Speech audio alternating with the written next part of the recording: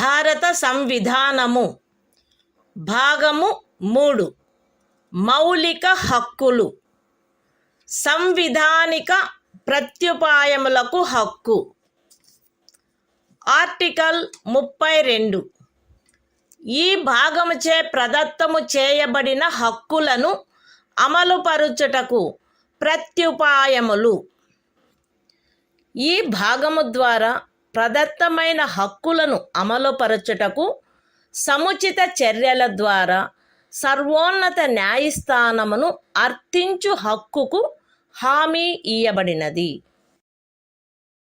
ఈ భాగము ద్వారా ప్రదత్తమైన ఏవేని హక్కులను అమలుపరచుట కొరకు ఆదేశములను లేక ఉత్తర్వులను లేక బందీ ప్రత్యక్ష హెబియస్ కార్పస్ పరమాదేశ మాండమస్ ప్రతిషేధ ప్రొహిబిషన్ అధికార పృచ్ఛ కోవారెంటు మరియు ఉత్ప్రేషణ సర్ష్యోరారి స్వభావము గల రిట్లతో సహా అధిలేఖలను వీటిలో సముచితమైన దానిని జారీ చేయుటకు సర్వోన్నత న్యాయస్థానము అధికారము కలిగియుండును.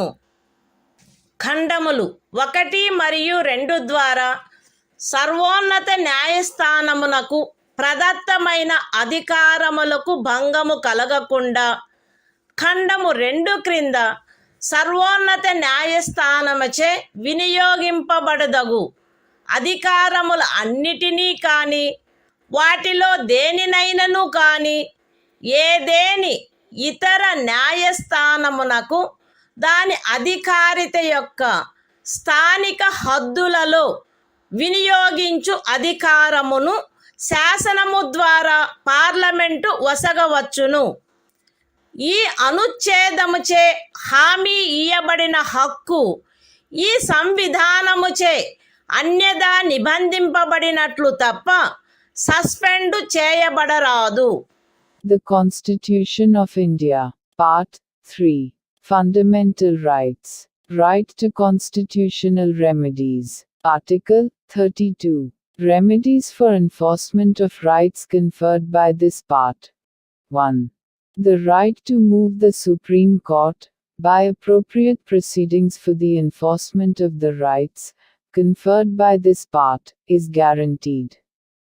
2. The Supreme Court shall have power to issue directions or orders, or writs, including writs in the nature of habeas corpus, mandamus, prohibition, quo warranto and certiorari, whichever may be appropriate, for the enforcement of any of the rights conferred by this part. 3. Without prejudice to the powers conferred on the Supreme Court, by clauses 1 and 2. Parliament may by law empower any other court to exercise within the local limits of its jurisdiction all or any of the powers exercisable by the Supreme Court under clause 2. 4. The right guaranteed by this article shall not be suspended, except as otherwise provided for by this Constitution.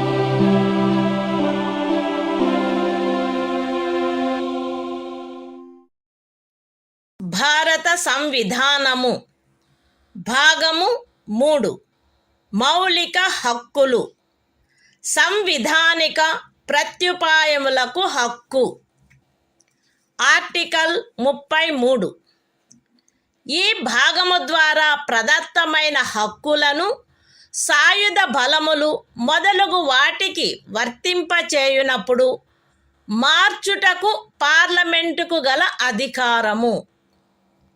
ఈ భాగము ద్వారా ప్రదత్తమైన హక్కులలో వేటినైనను సాయుధ బలములకు చెందిన సభ్యులకు లేక ప్రజాశాంతిని కాపాడు భారము వహించిన సాయుధ బలములకు చెందిన సభ్యులకు లేక గుప్త సమాచారము కొరకు లేక ఎదురు గుప్త సమాచారము కొరకు రాజ్యముచే స్థాపించబడిన ఏదేని బ్యూరోలో లేదా ఇతర వ్యవస్థలో నియమించబడిన వ్యక్తులకు లేక ఏ నుండి సి వరకు గల ఖండములలో నిర్దేశింపబడిన ఏదేని సాయుధ బలము బ్యూరో లేక వ్యవస్థ కొరకై ఏర్పాటు చేసిన టెలికమ్యూనికేషన్ వ్యవస్థలలో నియమించబడిన లేదా వాటికి సంబంధించిన వ్యక్తులకు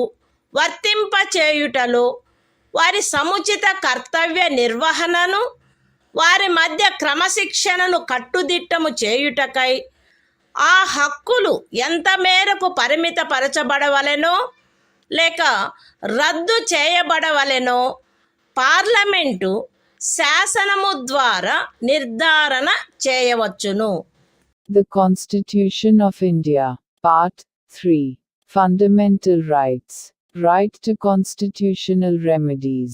Article 33. Power of Parliament to modify the rights conferred by this part in their application to forces, etc. Parliament may by law determine to what extent any of the rights conferred by this part shall, in their application to the members of the armed forces, or the members of the forces charged with the maintenance of public order, or persons employed in any bureau or other organization established by the state for purposes of intelligence or counterintelligence, or person employed in or in connection with the telecommunication systems set up for the purposes of any force, bureau, or organization referred to in clauses A to C be restricted or abrogated so as to ensure the proper discharge of their duties and the maintenance of discipline among them.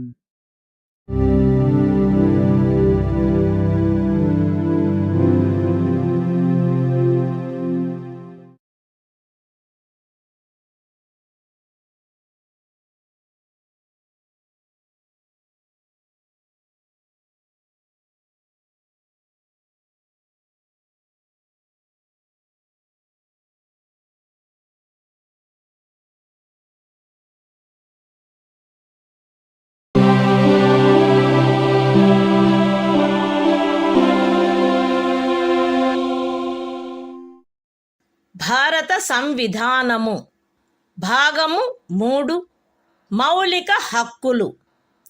సంవిధానిక ప్రత్యుపాయములకు హక్కు. Article 34. ఏదేని ప్రాంతములో సైనిక శాసనము అమలులోనున్నప్పుడు ఈ భాగము ద్వారా ప్రదత్తమైన హక్కులపై నిర్బంధన. ఈ భాగమునందు పూర్వగామి నిబంధనలలో ఏమి ఉన్నప్పటికీ భారతదేశ రాజ్యక్షేత్రములోని ఏదేని ప్రాంతములో సైనిక శాసనము అమలులో ఉండి ఉన్నచో సంఘము యొక్క లేక ఒక రాజ్యము యొక్క సేవలోనున్న ఎవరేని వ్యక్తి అచట శాంతిని కాపాడుటకు లేక తిరిగి నెలకొల్పుటకు సంబంధించి చేసిన ఏదేని కార్యమును గూర్చి పార్లమెంటు శాసనము ద్వారా అతనికి క్షతిపూర్తి చేయవచ్చును, లేక అట్టి ప్రాంతంలో సైనిక శాసనము క్రింద చేయబడిన ఏదేని దండనోత్తర్వును, విధించబడిన ఏదేని శిక్షను, ఉత్తర్వు చేయబడిన సమపహరణను, లేక చేసిన ఏదేని ఇతర కార్యమును మాన్యమునర్చవచ్చును. The Constitution of India, Part 3. Fundamental Rights. Right to constitutional remedies. Article 34. Restriction on rights conferred by this part while martial law is in force in any area. Notwithstanding anything in the foregoing provisions of this part, Parliament may, by law, indemnify any person, in the service of the Union, or of a state, or any other person, in respect of any act done by him, in connection with the maintenance or restoration of order, in any area within the territory of India, where martial law was in force, or validate any sentence passed, punishment inflicted, forfeiture ordered, or other act done under martial law in such area.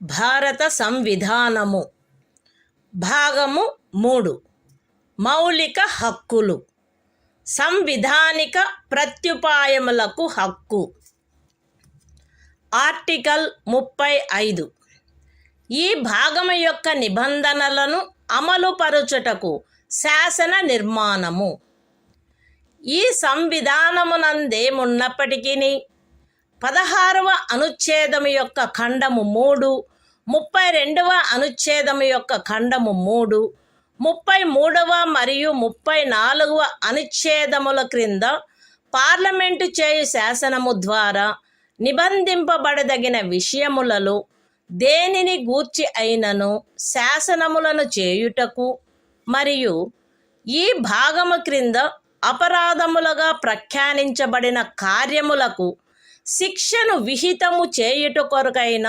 శాసనములను చేయుటకు parliament అధికారము కలిగియుండును. రాజ్య శాసన మండలి ఆ అధికారమును కలిగియుండదు.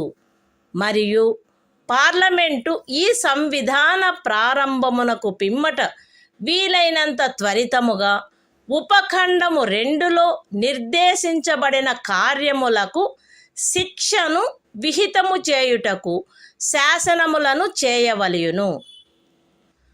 ఖండము ఏ యొక్క ఉపఖండము 1లో నిర్దేశింపబడిన ఏదేని విషయమును గూర్చినదైనా లేక ఆ ఖండము యొక్క ఉపఖండము 2లో నిర్దేశించబడిన కార్యమునకు దేనికైనను శిక్షను నిబంధించునదై ఈ సంవిధాన ప్రారంభమునకు అవ్యవహిత పూర్వము భారతదేశ రాజ్య క్షేత్రమునందు అమలులోనున్న ఏదేని శాసనము అందలి నిబంధనలకును 372వ అనుచ్ఛేదము క్రింద దాని యందు చేయబడు అనుకూలానుసరణకును మరియు మార్పులకును అత్యధీనమై పార్లమెంటుచే మార్పు లేక రద్దు లేక సవరణ చేయబడు వరకు అమలునందు కొనసాగవలెను.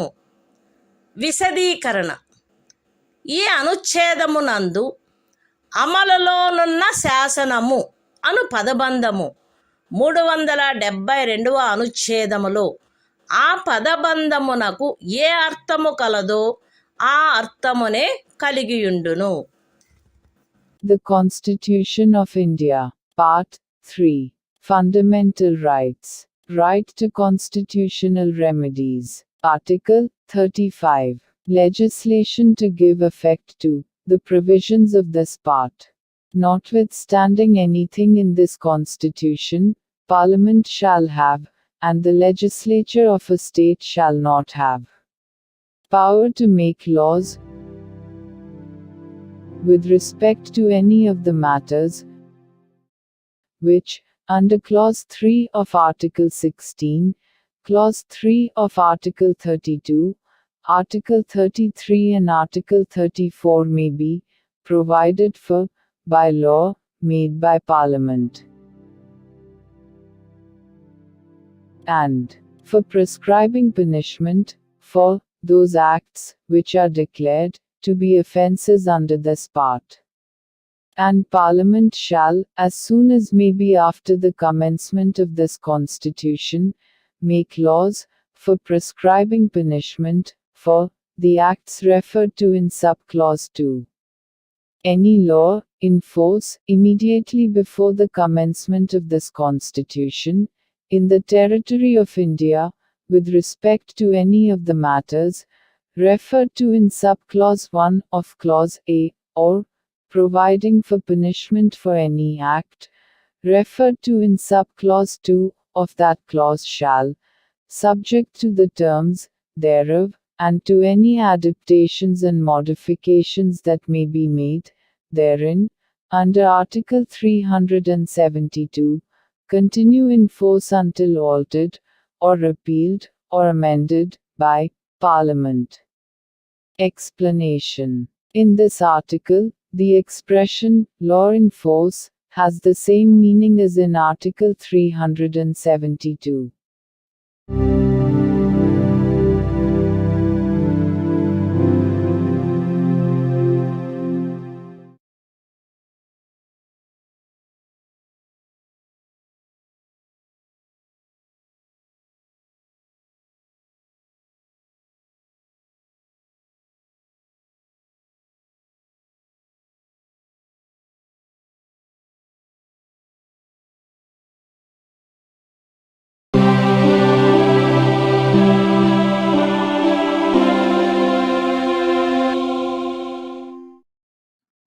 భారత సంవిధానము భాగము 4 రాజ్య విధానము యొక్క ఆదేశిక సూత్రములు.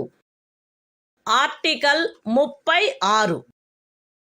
ఈ భాగములో సందర్భము అన్యదా అపేక్షించననే తప్ప రాజ్యము అను పదము భాగము 3లో ఆ పదమునకు ఏ అర్థము కలదో ఆ అర్థమునే కలిగియుండును. The Constitution of India, Part 4. Directive Principles of State Policy. Article 36. Definition. In this part, unless the context otherwise requires, the state has the same meaning as in Part 3.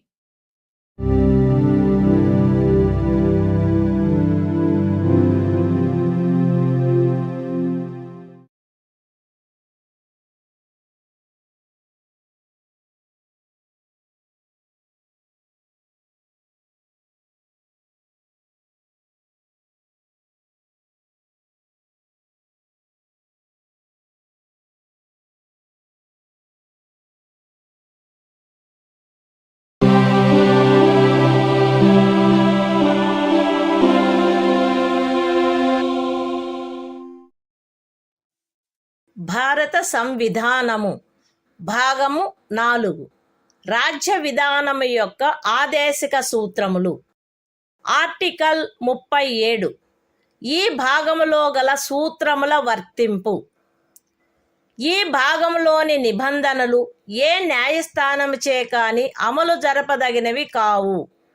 కానీ ఇందు పేర్కొనబడిన సూత్రములు దేశ పరిపాలనకు మూలాధారములుగాను మరియు శాసనములను చేయుటలో వాటిని వర్తింపచేయుట రాజ్యము యొక్క కర్తవ్యమై ఉండవలెను.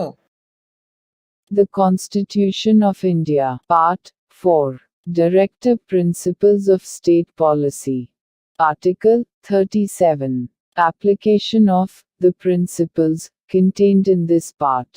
The provisions contained in this part shall not be enforceable by any court. But the principles therein laid down are, nevertheless, fundamental in the governance of the country, and it shall be the duty of the state to apply these principles in making laws.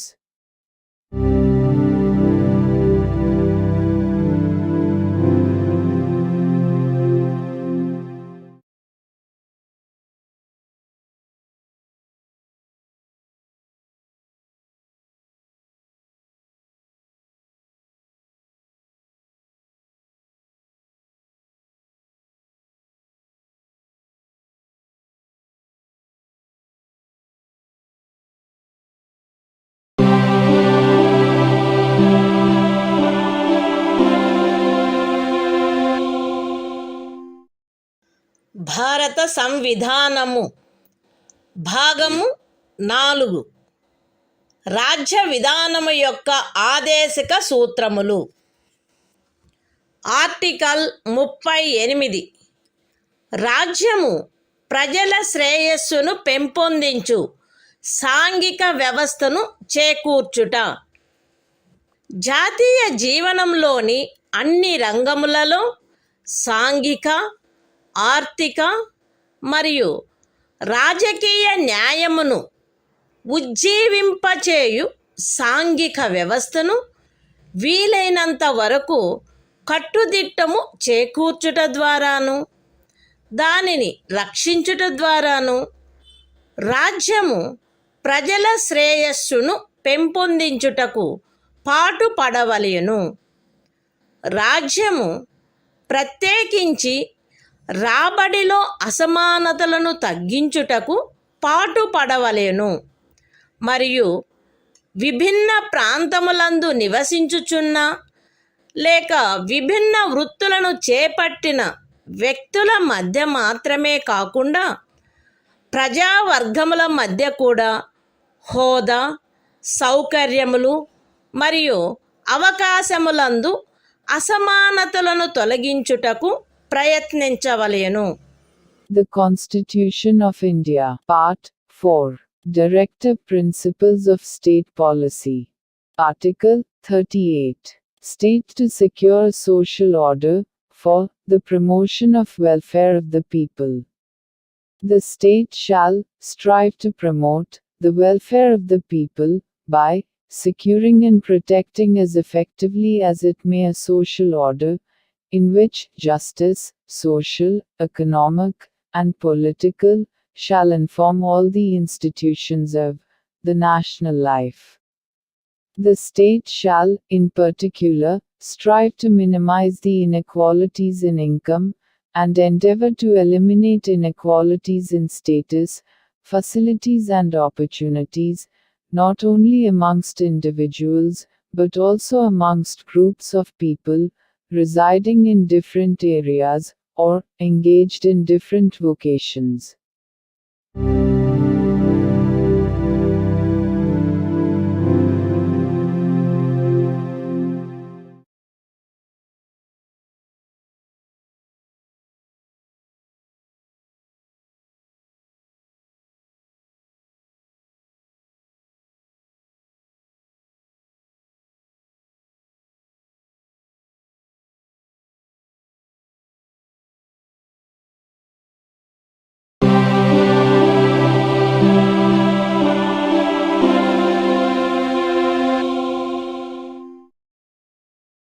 భారత సంవిధానము భాగము 4 రాజ్య విధానము యొక్క ఆదేశిక సూత్రములు. Article 39 రాజ్యము అనుసరించవలసిన కొన్ని విధాన సూత్రములు. రాజ్యము ఈ క్రింది వాటిని చేకూర్చుటకై ప్రత్యేకించి తన విధానమును రూపొందించవలెను. అవేవనగా స్త్రీ పురుష భేదము లేకుండా పౌరులు తగిన జీవనోపాధి సాధనములకు హక్కు కలిగియుండుట, జనులందరి ఉమ్మడి మేలును అత్యుత్తముగా సమకూర్చునట్లు సమాజపు భౌతిక వనరుల సామ్యమును మరియు నియంత్రణను పంపిణీ చేయుట, ఆర్థిక వ్యవస్థ యొక్క ప్రవృత్తి వలన జనసామాన్యమునకు హానికరమగునట్లుగా ఐశ్వర్యము, ఉత్పాదన సాధనములు కేంద్రీకృతము కాకుండుట, స్త్రీ పురుషులు ఉభయులకు సమానమైన పనికి సమానమైన వేతనము లభించుట, స్త్రీ పురుష కార్మికుల ఆరోగ్యము, శరీర దారుఢ్యము మరియు పిల్లల సుకుమారత్వము దురుపయోగము చేయబడుకుండుట మరియు పౌరుల ఆర్థికావశ్యకత వలన తమ వయస్సునకు లేక శరీర దారుఢ్యమునకు సరిపడని పనులలో చేరుటకు బలవంత పెట్టకుండుట, పిల్లలకు ఆరోగ్యకరమైన రీతిలో గౌరవప్రదమైన మరియు స్వేచ్ఛాయుతమైన పరిస్థితులలో అభివృద్ధి చెందు అవకాశములను మరియు సౌకర్యములను కల్పించుట మరియు బాల్య యవనములను శోషణ నుండి మరియు నైతిక మరియు బౌద్ధిక పరిత్యజనము నుండి కాపాడుట. The Constitution of India, Part 4. Directive Principles of State Policy. Article 39. Certain principles of policy, to be followed by the state. The state shall, in particular, direct its policy towards securing a. That the citizens, men and women equally, have the right to an adequate means of livelihood. b. That the ownership and control of the material resources of the community are so distributed as best to subserve the common good. c. That the operation of the economic system does not result in the concentration of wealth and means of production to the common detriment. d. That there is equal pay for equal work for both men and women. a. That the health and strength of workers, men and women, and the tender age of children are not abused. And that citizens are not forced by economic necessity to enter avocations unsuited to their age or strength. f. That children are given opportunities and facilities to develop in a healthy manner and in conditions of freedom and dignity. And that childhood and youth are protected against exploitation and against moral and material abandonment.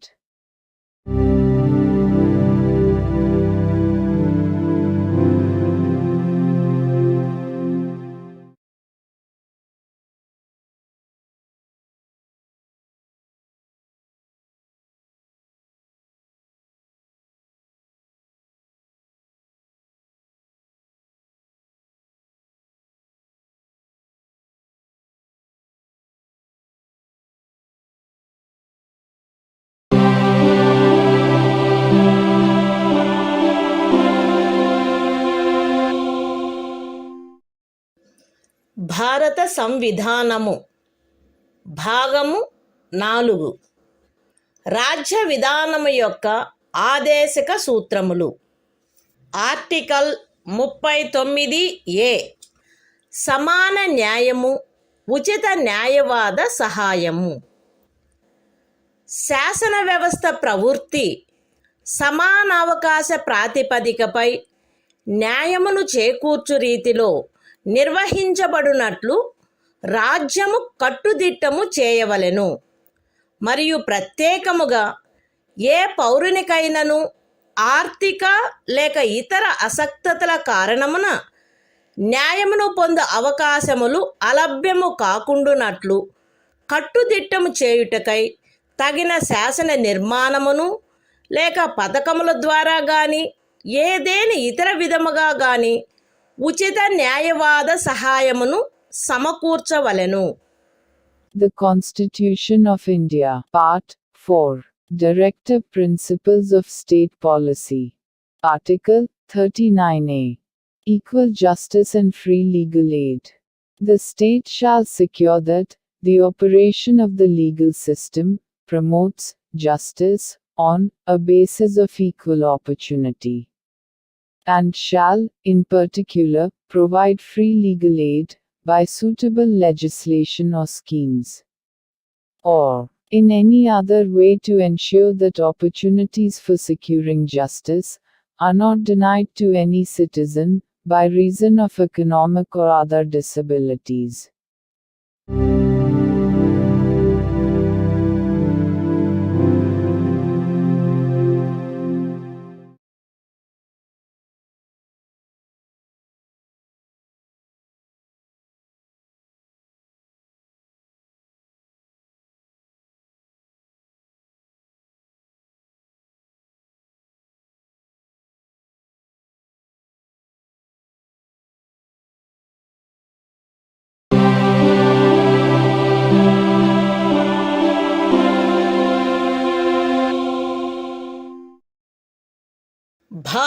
సంవిధానము భాగము 4 రాజ్య విధానము యొక్క ఆదేశక సూత్రములు. Article 40 గ్రామ పంచాయతీల వ్యవస్థీకరణ. గ్రామ పంచాయతీలను వ్యవస్థీకరించి స్వపరిపాలనా యూనిట్లుగా అవి పనిచేయుటకు వాటికి ఆవశ్యకమగు అధికార ప్రాధికారముల నొసగుటకు రాజ్యము చర్యలను గైగొనవలెను. The Constitution of India, Part 4, Directive Principles of State Policy. Article 40, Organization of Village Panchayats. The state shall take steps to organize village panchayats, and endow them with such powers and authority as may be necessary to enable them to function as units of self-government.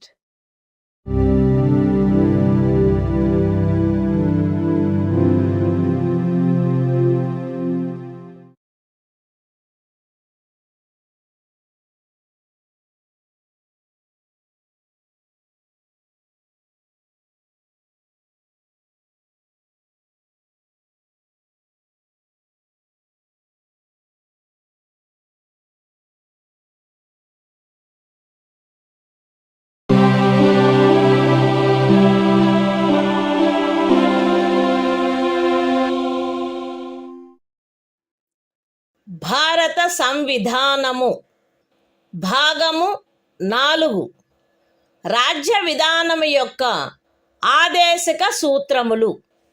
Article 41 పనికి విద్యకు కొన్ని సందర్భములలో ప్రజా సహాయమునకు హక్కు.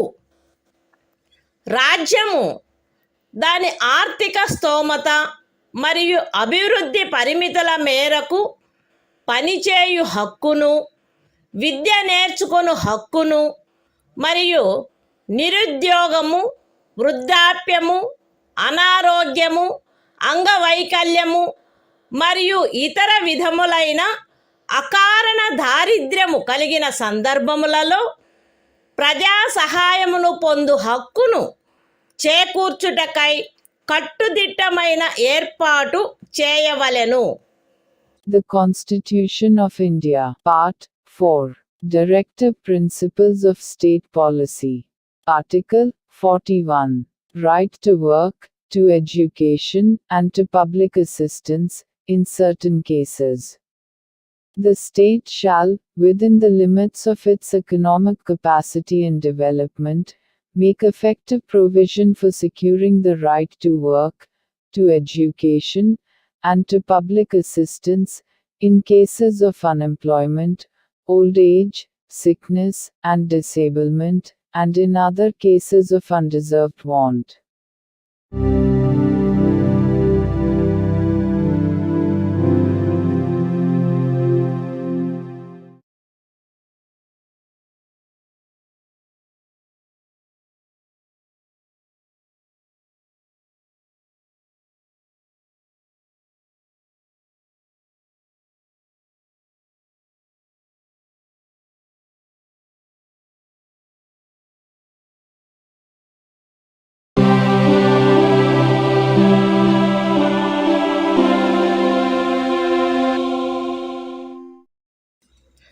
భారత సంవిధానము భాగము 4 రాజ్య విధానము యొక్క ఆదేశక సూత్రములు. ఆర్టికల్ 42 పని విషయమున న్యాయమైన మరియు మానవోచితమైన పరిస్థితులకు మరియు ప్రసూతి సహాయమునకు ఏర్పాటు. రాజ్యము పనిచేయు విషయమున న్యాయమైన మరియు మానవోచితమైన పరిస్థితులను ప్రసూతి సహాయమును చేకూర్చుటకు ఏర్పాటు చేయవలెను.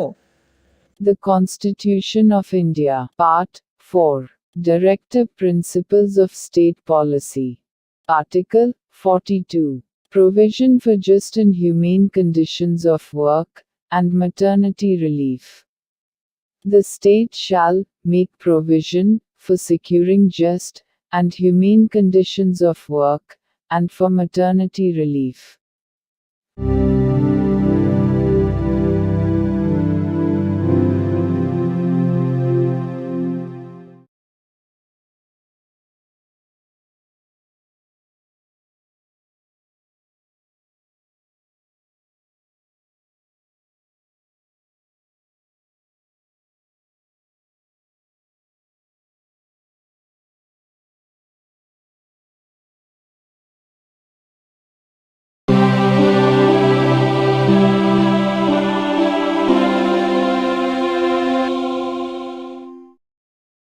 భారత సంవిధానము భాగము 4 రాజ్య విధానము యొక్క ఆదేశక సూత్రములు. ఆర్టికల్ 43 కార్మికులకు జీవన భృతి మొదలగునవి. రాజ్యము తగిన శాసన నిర్మాణము ద్వారా లేక ఆర్థిక వ్యవస్థాపన ద్వారా లేక మరే విధముగానైనా వ్యవసాయ, పారిశ్రామిక లేక ఇతర కార్మికులందరికీ పనిని, జీవన భృతిని మరియు సముచిత జీవన స్థాయిని, విశ్రాంతి మరియు సాంఘిక సాంస్కృతిక అవకాశముల పూర్తి వినియోగమును చేకూర్చునట్టి పని పరిస్థితులను కల్పించుటకు ప్రయత్నించవలెను. మరియు ప్రత్యేకించి గ్రామీణ ప్రాంతములలో వైయక్తిక ప్రాతిపదికపై లేక సహకార ప్రాతిపదికపై కుటీర పరిశ్రమలను పెంపొందింపచేయుటకు ప్రయత్నించవలెను. The Constitution of India, Part 4. Directive Principles of State Policy. Article 43. Living wage, etc., for workers. The state shall endeavor to secure, by suitable legislation, or economic organization or in any other way, to all workers, agricultural, industrial or otherwise, work, a living wage, conditions of work ensuring a decent standard of life, and full enjoyment of leisure, and social and cultural opportunities, and, in particular, the state shall endeavor to promote cottage industries, on an individual or cooperative basis, in rural areas.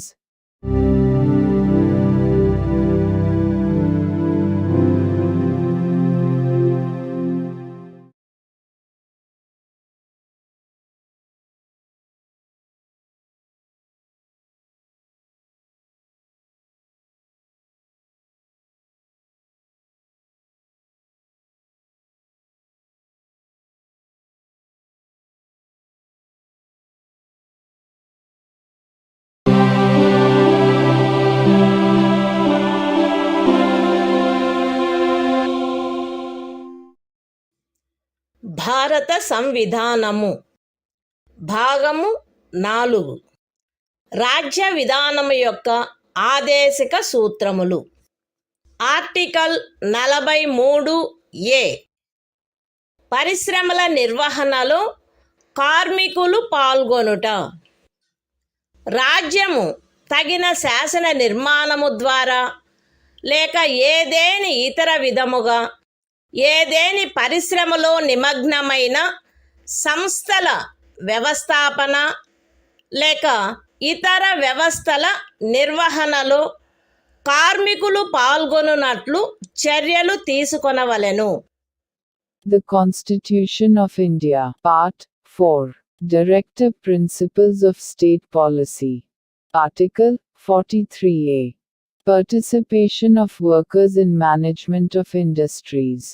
The state shall take steps, by suitable legislation or in any other way, to secure the participation of workers in the management of undertakings, establishments, or other organizations engaged in any industry.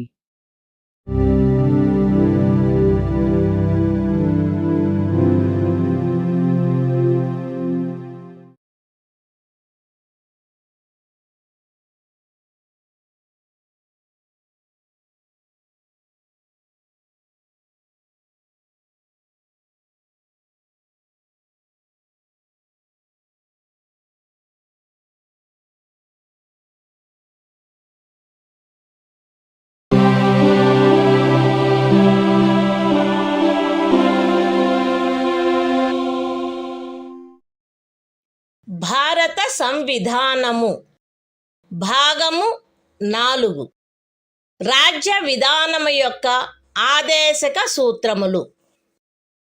Article 43 సహకార సంఘముల ప్రవర్ధనము.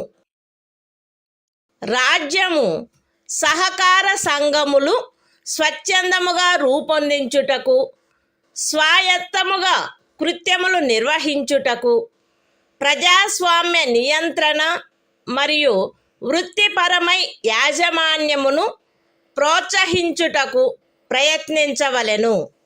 The Constitution of India, Part 4, Directive Principles of State Policy. Article 43b. Promotion of cooperative societies. The state shall endeavor to promote voluntary formation, autonomous functioning, democratic control and professional management of cooperative societies.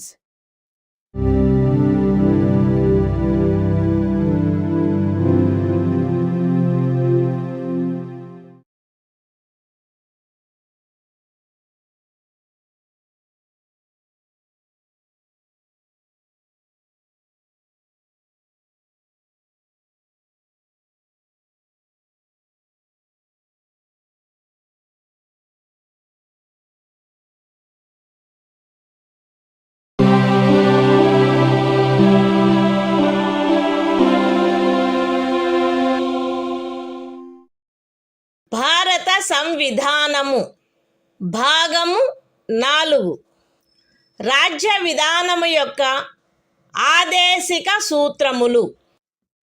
Article 44 పౌరులందరకు ఏకరూపమైన civil స్మృతి. భారతదేశ రాజ్య క్షేత్రమునంతటను పౌరులకు ఏకరూపమైన సివిల స్మృతిని చేకూర్చుటకు రాజ్యము ప్రయత్నించవలెను. The Constitution of India, Part 4, Directive Principles of State Policy. Article 44. Uniform Civil Code for the Citizens. The state shall endeavor to secure for the citizens a uniform civil code throughout the territory of India.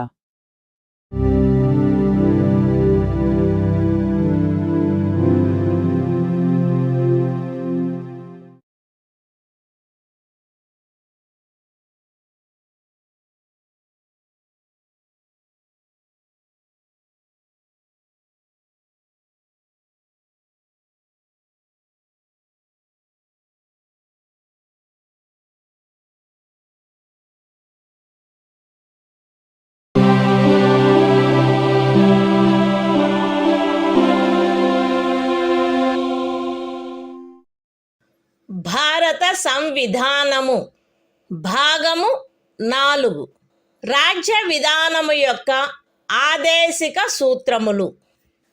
Article 45 6 సంవత్సరముల లోపు బాలలందరికీ బాల్య ప్రారంభంలో సంరక్షణ మరియు విద్యను ఏర్పాటు చేయుట. బాలలందరూ వారు 6 సంవత్సరముల వయస్సు పూర్తి చేయునంత వరకు వారికి బాల్య ప్రారంభంలో సంరక్షణ మరియు విద్యను ఏర్పాటు చేయుటకు రాజ్యము ప్రయత్నించవలెను. The Constitution of India, Part 4, Directive Principles of State Policy. Article 45. Provision for early childhood care and education to children below the age of 6 years. The state shall endeavor to provide early childhood care and education for all children until they complete the age of 6 years.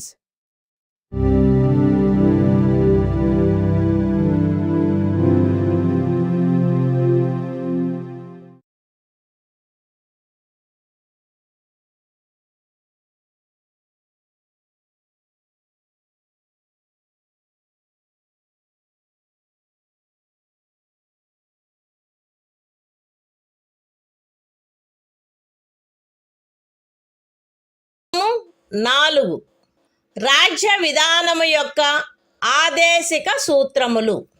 Article 46 అనుసూచిత కులముల, అనుసూచిత జనజాతుల మరియు ఇతర బలహీన వర్గముల యొక్క విద్యా విషయక మరియు ఆర్థిక హితములను పెంపొందించుట. ప్రజలలో బలహీన వర్గముల, ప్రత్యేకించి అనుసూచిత కులముల మరియు అనుసూచిత జనజాతుల విద్యా విషయక మరియు ఆర్థిక హితమును రాజ్యము విశేష శ్రద్ధతో పెంపొందించవలెను మరియు సాంఘిక అన్యాయము నుండి సకల విధములగు శోషణల నుండి వారిని రక్షించవలెను. The Constitution of India, Part 4, Directive Principles of State Policy. Article 46. Promotion of educational and economic interests of scheduled castes, scheduled tribes, and other weaker sections. The state shall promote with special care the educational and economic interests of the weaker sections of the people, and, in particular, of the scheduled castes and the scheduled tribes, and shall protect them from social injustice and all forms of exploitation.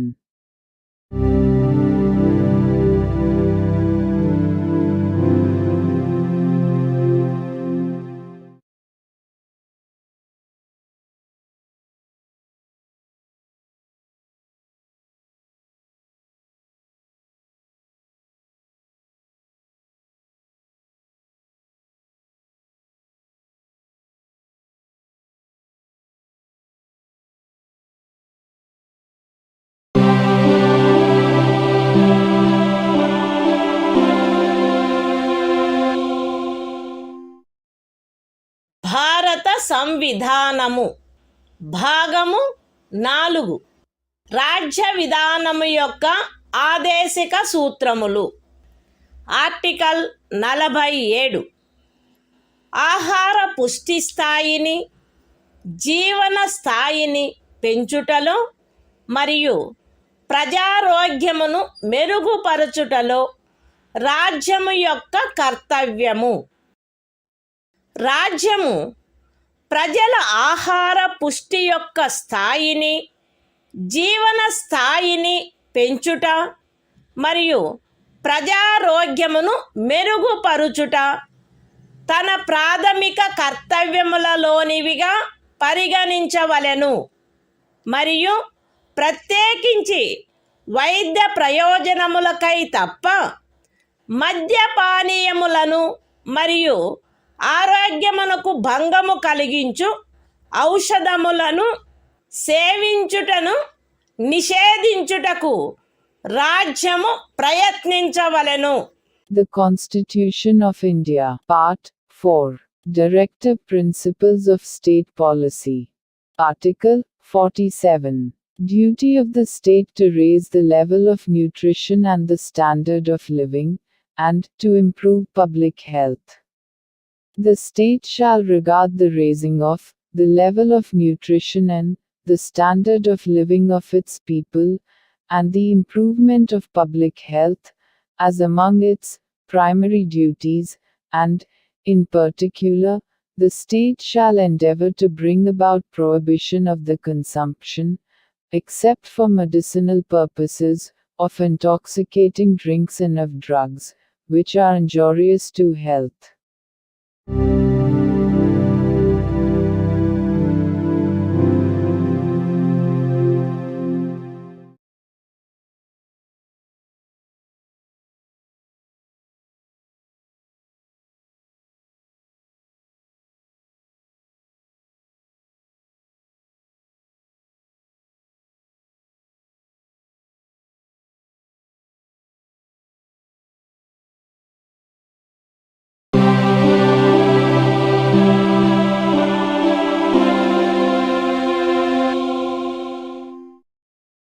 భారత సంవిధానము భాగము 4 రాజ్య విధానం యొక్క ఆదేశిక సూత్రములు.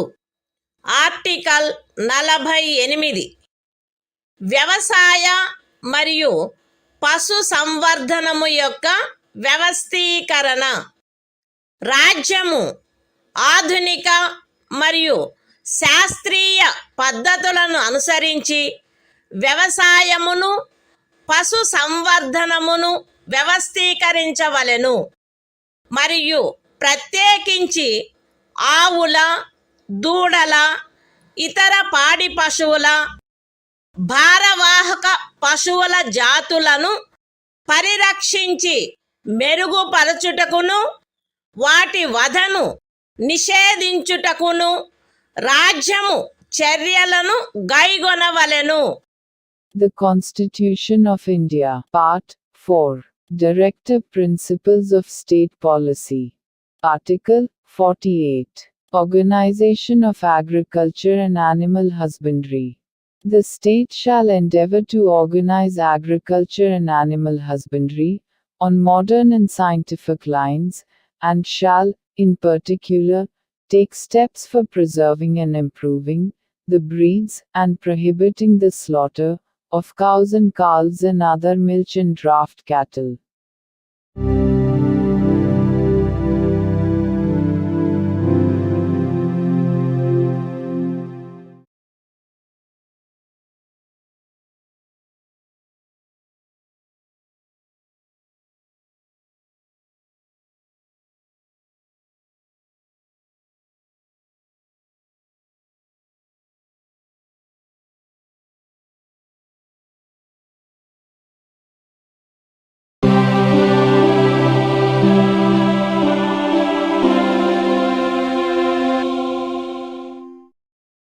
భారత సంవిధానము భాగము 4.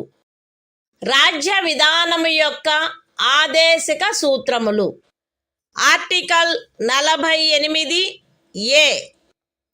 పరిసరముల రక్షణ మరియు అభివృద్ధి మరియు అడవుల వన్యప్రాణుల సంరక్షణ. రాజ్యము పరిసరములను కాపాడి అభివృద్ధి చేయుటకును దేశములోని అడవులను వన్యప్రాణులను సంరక్షించుటకును ప్రయత్నించవలెను. The Constitution of India, Part 4. Directive Principles of State Policy. Article 48A. Protection and improvement of environment, and safeguarding of forests and wildlife.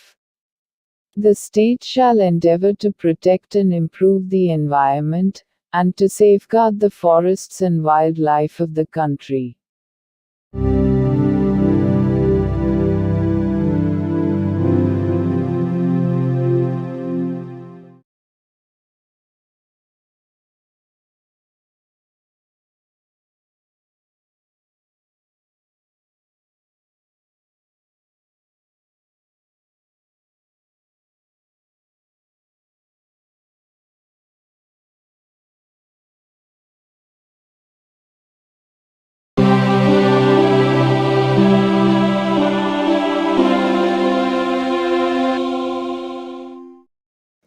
భారత సంవిధానము భాగము 4.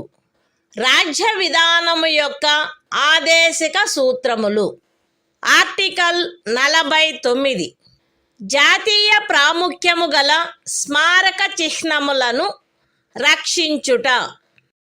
పార్లమెంటు చేయబడిన శాసనము ద్వారా గాని లేదా దాని క్రింద గాని జాతీయ ప్రాముఖ్యము గలవని ప్రఖ్యానించబడిన కళాత్మక లేక ఐతిహాసిక ప్రయోజనము గల ప్రతి ఒక్క స్మారక చిహ్నమును లేక స్థలమును లేక వస్తువును సందర్భానుసారముగా కొల్లగొట్టుట, విరూపణము, వినాశనము, తొలగింపు, వ్యయనము లేక ఎగుమతి చేయుట నుండి రక్షించుట రాజ్యము యొక్క బాధ్యత అయ్యుండును. The Constitution of India, Part 4. Directive Principles of State Policy. Article 49. Protection of monuments, and places, and objects of national importance. It shall be the obligation of the state to protect every monument, or place, or object of artistic, or historic interest, declared, by, or under law made by Parliament to be of national importance, from spoliation, disfigurement, destruction, removal, disposal or export, as the case may be.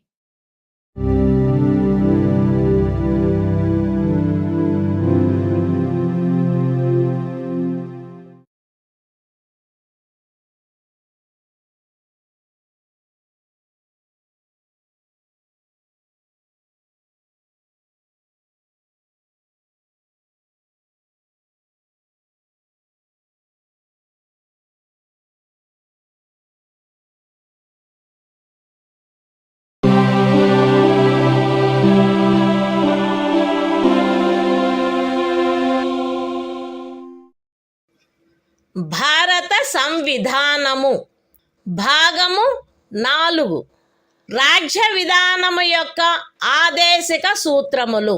Article 50 న్యాయపాలికను కార్యపాలక వర్గము నుండి వేరుపరుచుట. రాజ్యము యొక్క public సేవలలో న్యాయపాలికను కార్యపాలక వర్గము నుండి వేరుపరుచుటకు రాజ్యము చర్యలను గైగొనవలెను. The Constitution of India, Part 4. Directive Principles of State Policy. Article 50. Separation of judiciary from executive. The state shall take steps to separate the judiciary from the executive, in the public services of the state.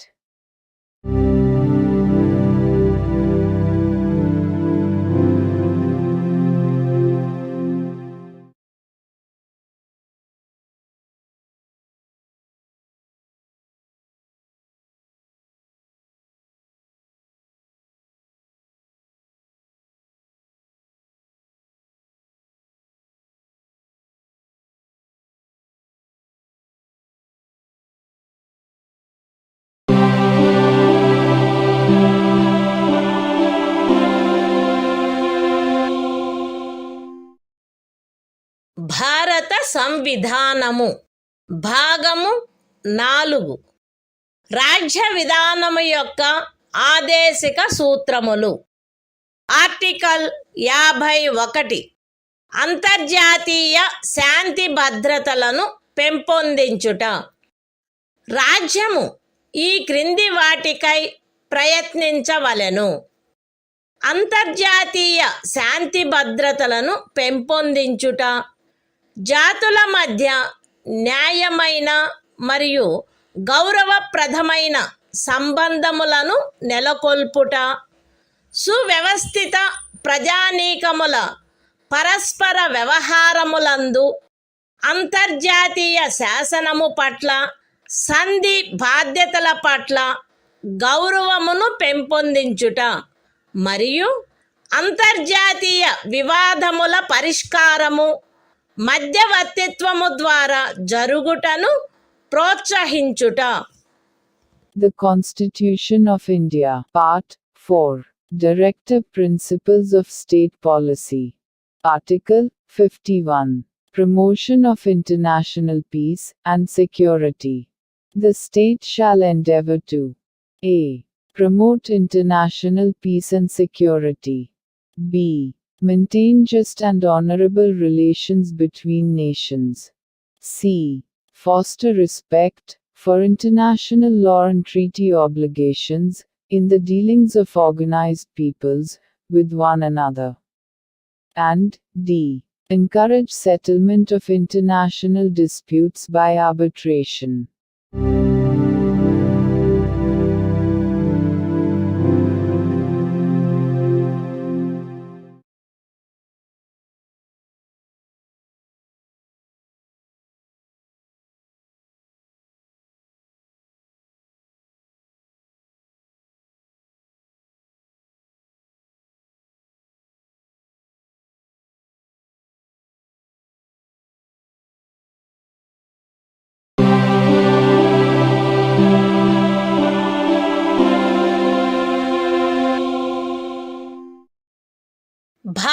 సంవిధానము భాగము 4A మౌలిక కర్తవ్యములు article 51A ప్రతి భారత పౌరునికి సంవిధానమునకు కట్టుబడి ఉండుట మరియు దాని ఆదర్శములను, సంస్థలను, జాతీయ పతాకమును, జాతీయ గీతమును గౌరవించుట, జాతీయ స్వాతంత్ర పోరాటమునకు స్ఫూర్తినిచ్చిన ఉన్నతాదర్శములను జ్ఞప్తి అందించుకొని వాటిని పాటించుట, భారతదేశ సార్వభౌమతను, ఐక్యతను మరియు అఖండతను సమర్థించి కాపాడుట, దేశమును రక్షించుట మరియు కోరినప్పుడు జాతీయ సేవ చేయుట,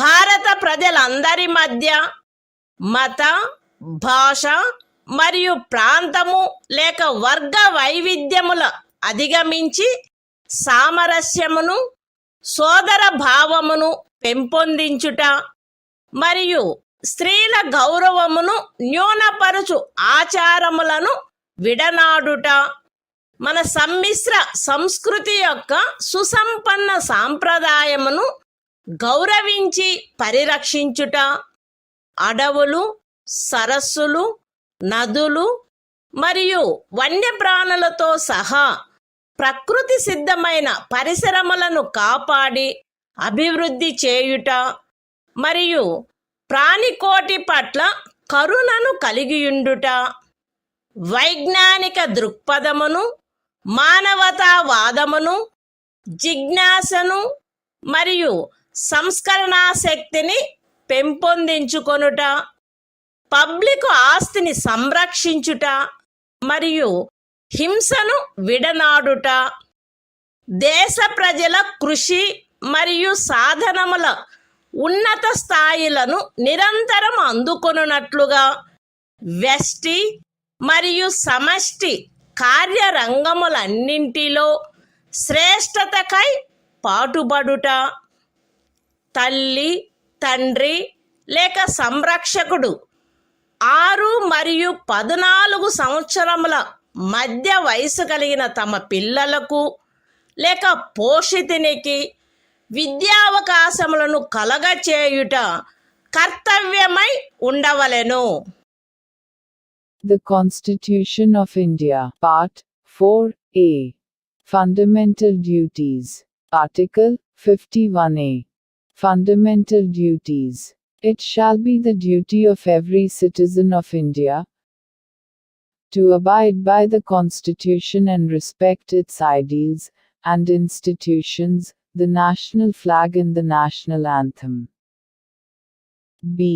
To cherish and follow the noble ideals which inspired our national struggle for freedom.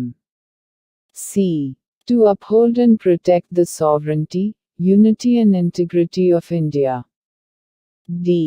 To defend the country and render national service when called upon to do so.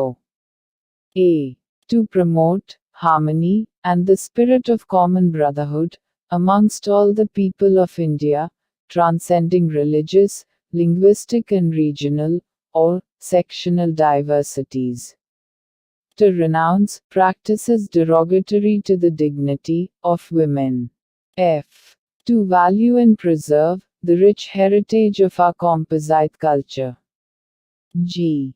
To protect and improve the natural environment, including forests, lakes, rivers and wildlife, and to have compassion for living creatures. H. To develop the scientific temper, humanism, and the spirit of inquiry and reform. I. To safeguard public property and to abjure violence. J. To strive towards excellence in all spheres of individual and collective activity, so that the nation constantly rises to higher levels of endeavor and achievement. K. Who is a parent or guardian, to provide opportunities for education to his child, or, as the case may be, What between the age of 6 and 14 years?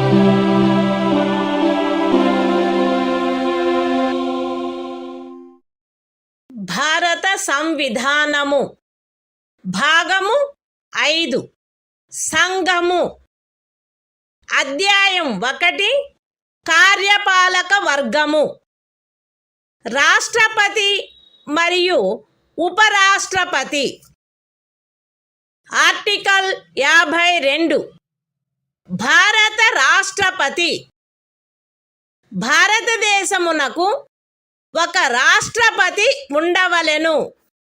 The Constitution of India, Part 5, The Union. Chapter 1, The Executive. The President and Vice President. Article 52. The President of India. There shall be a President of India.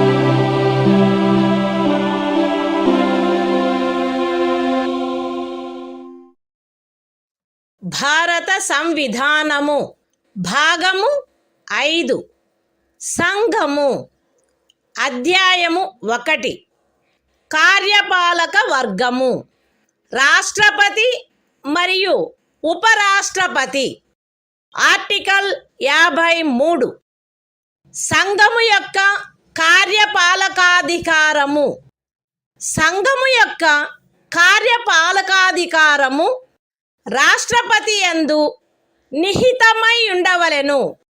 ఆయన దానిని స్వయముగా లేక తనకు అధీనస్థులగు అధికారుల ద్వారా ఈ సంవిధానమును అనుసరించి వినియోగించవలెను. పూర్వగామి నిబంధన యొక్క సాధారణతకు భంగము కలగకుండా సంఘము యొక్క రక్షణ బలములపై సర్వాధిపత్యము రాష్ట్రపతి యందు నిహితమై ఉండవలెను మరియు దాని వినియోగము శాసనము ద్వారా క్రమబద్ధము చేయబడవలెను. ఈ అనుచ్ఛేదములోనిదేదియు అస్తిత్వంలోనున్న ఏదేని శాసనము ద్వారా ఏదేని రాజ్య ప్రభుత్వమునకు గాని ఇతర ప్రాధికారికి గాని ప్రదత్తము చేయబడిన ఏవేని కృత్యములను రాష్ట్రపతికి అంతరణ చేయునిదిగా భావింపబడరాదు లేక రాష్ట్రపతి మినహా ఇతర ప్రాధికారులకు శాసనము ద్వారా కృత్యములను ప్రదత్తము చేయుట నుండి పార్లమెంటును నివారించదు. The Constitution of India, Part 5, The Union. Chapter 1, The Executive. The President and Vice President. Article 53. Executive power of the Union. 1. The executive power of the Union shall be vested in the President, and shall be exercised by him, either directly, or through officers, subordinate to him, in accordance with this Constitution. 2.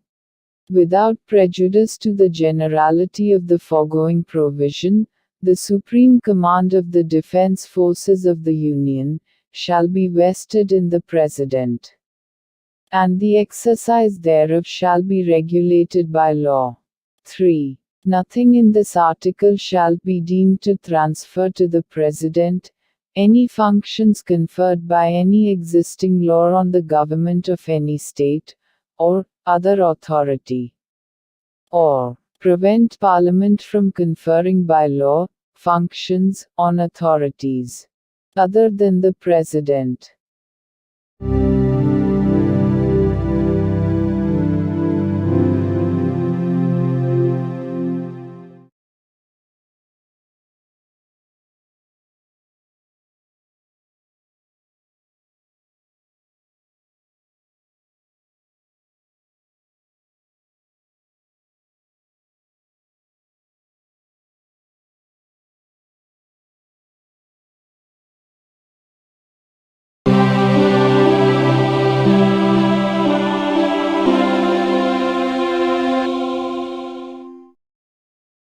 భారత సంవిధానము భాగము 5 సంఘము అధ్యాయము 1 కార్యపాలక వర్గము రాష్ట్రపతి మరియు ఉపరాష్ట్రపతి article 54 రాష్ట్రపతి ఎన్నిక రాష్ట్రపతి ఈ క్రింది వారితో కూడిన నిర్వాచక గణము యొక్క సభ్యులచే ఎన్నుకొనబడవలెను. పార్లమెంటు ఉభయ సదనములోని ఎన్నుకొనబడిన సభ్యులు మరియు రాజ్య శాసన సభలలోని ఎన్నుకొనబడిన సభ్యులు. విశదీకరణ: ఈ అనుచ్ఛేదము మరియు అనుచ్ఛేదము 55లోని రాజ్యము అను పదములో ఢిల్లీ జాతీయ రాజధాని రాజ్యక్షేత్రము మరియు పాండిచ్చేరి సంఘ రాజ్యక్షేత్రము చేరియుండును.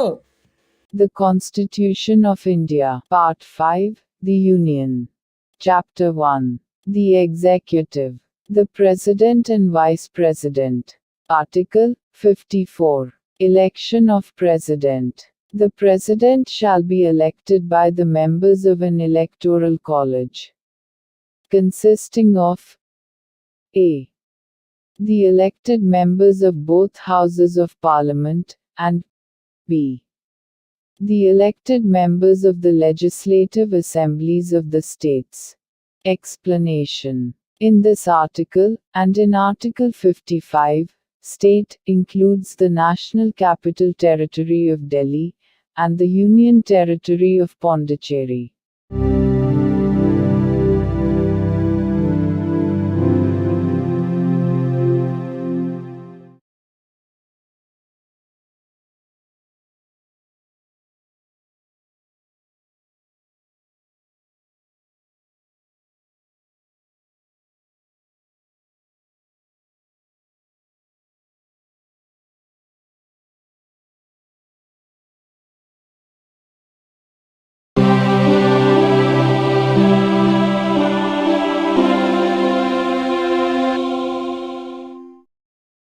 భారత సంవిధానము భాగము 5 సంఘము అధ్యాయము 1 కార్యపాలక వర్గము రాష్ట్రపతి మరియు ఉపరాష్ట్రపతి ఆర్టికల్ 55 రాష్ట్రపతిని ఎన్నుకొను రీతి.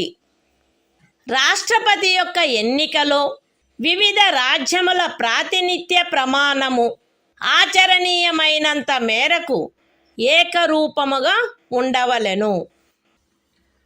రాజ్యముల మధ్య అట్టి ఏకరూపతను చేకూర్చుటకుగాను మరియు మొత్తము రాజ్యములకును సంఘమునకును మధ్య సమత్వమును చేకూర్చుటకుగాను అట్టి ఎన్నికలో పార్లమెంటులోని మరియు ప్రతి రాజ్య శాసనసభలోని ఎన్నుకొనబడిన ప్రతి సభ్యుడు ఇచ్చుటకు హక్కు కలిగియున్న ఓట్ల సంఖ్యను ఈ క్రింది రీతిగా నిర్ధారణ చేయవలెను. ఏ. రాజ్యం యొక్క జనసంఖ్యను ఆ రాజ్య శాసనసభలోని ఎన్నుకొనబడిన మొత్తము సభ్యుల సంఖ్యతో భాగించగా వచ్చు భాగఫలములో 1000 యొక్క గుణిజములు ఎన్నియుండునో అన్ని ఓట్లను రాజ్య శాసనసభకు ఎన్నుకొనబడిన ప్రతి సభ్యుడు కలిగి ఉండవలెను. బి 1000 యొక్క సదరు గుణిజములను లెక్కించిన పిమ్మట శేషము 500కు తగ్గనిచో ఉపఖండము ఏలో నిర్దేశింపబడిన ప్రతి సభ్యునకు గల ఓట్ల సంఖ్యకు అదనముగా 1 ఓటును చేర్చవలెను.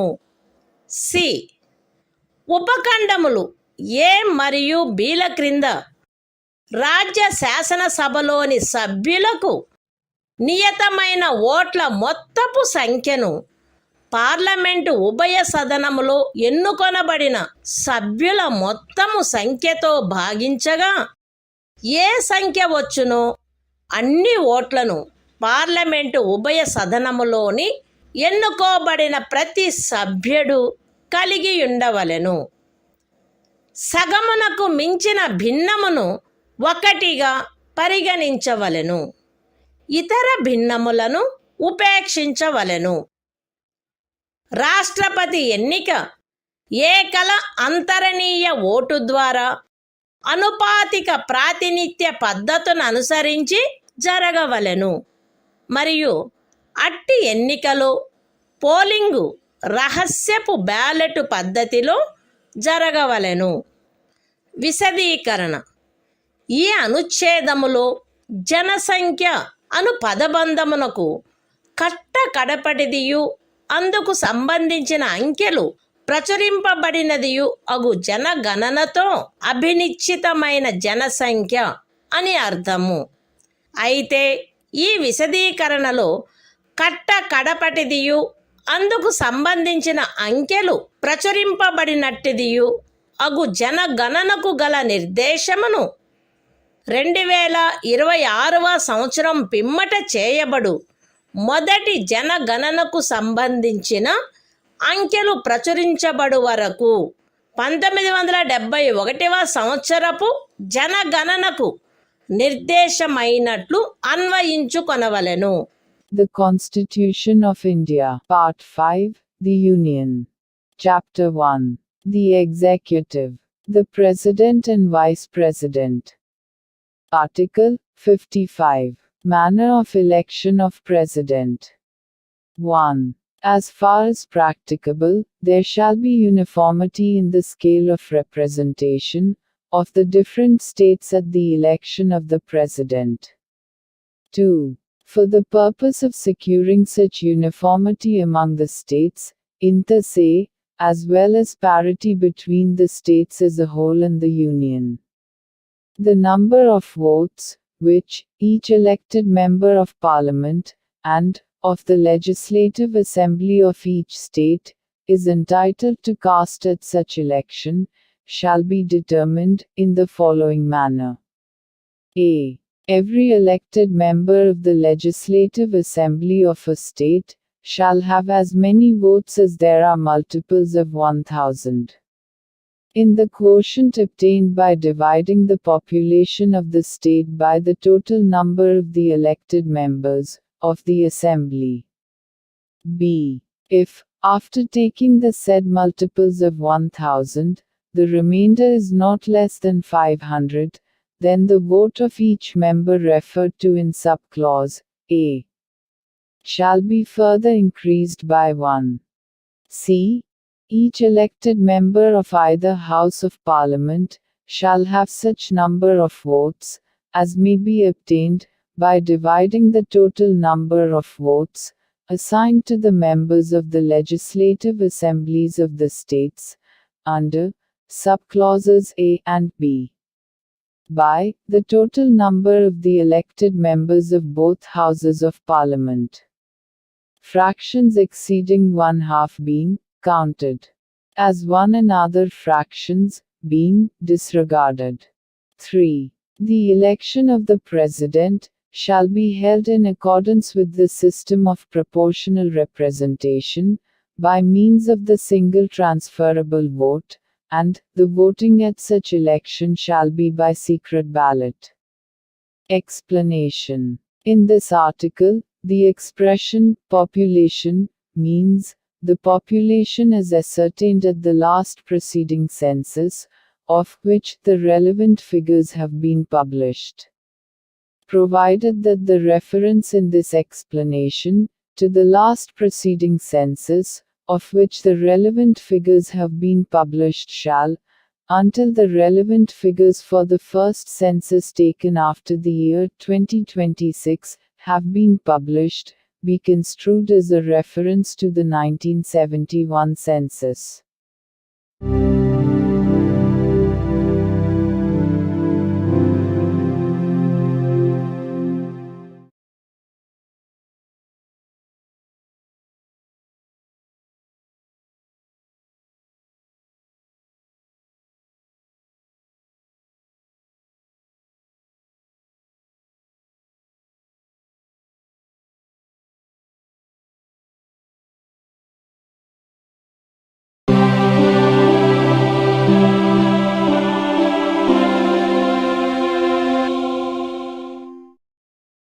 భారత సంవిధానము భాగము 5 సంఘము అధ్యాయము 1 కార్యపాలక వర్గము రాష్ట్రపతి మరియు ఉపరాష్ట్రపతి ఆర్టికల్ 56 రాష్ట్రపతి పదావధి రాష్ట్రపతి తన పదవిలో ప్రవేశించిన తేదీ నుండి 5 సంవత్సరముల కాలావధి వరకు పదవి యందుండవలెను. అయితే రాష్ట్రపతి తన చేవ్రాలుతో ఉపరాష్ట్రపతికి లేఖ రాయుట ద్వారా తన పదవికి రాజీనామా ఇవ్వవచ్చును. రాష్ట్రపతిని సంవిధానాతిక్రమణము కావించినందుకు 61వ అనుచ్ఛేదములో నిబంధించబడిన రీతిగా మహాభియోగము ద్వారా పదవి నుండి తొలగించవచ్చును. రాష్ట్రపతి తన పదావధి ముగిసినప్పటికీ తన ఉత్తరాధికారి ఆ పదవిలో ప్రవేశించు వరకు పదవిలో కొనసాగవలెను. ఖండము 1 యొక్క వినాయింపులోని ఖండము ఏ క్రింద ఉపరాష్ట్రపతికి పంపబడిన రాజీనామా పత్రమును ఆయన లోక్సభ అధ్యక్షునికి తక్షణమే పంపవలెను. The Constitution of India, Part 5, The Union. Chapter 1. The Executive. The President and Vice President. Article 56. Term of Office of President. 1. The President shall hold office for a term of 5 years, from the date on which he enters upon his office. Provided that a. The President may, by writing under his hand addressed to the Vice President, resign his office. b. The President may, for violation of the Constitution, be removed from office by impeachment in the manner provided in Article 61. c. The President shall, notwithstanding the expiration of his term, continue to hold office, until his successor enters upon his office. 2. Any resignation addressed to the Vice President under Clause A of the proviso to Clause 1 shall forthwith be communicated by him to the Speaker of the House of the People.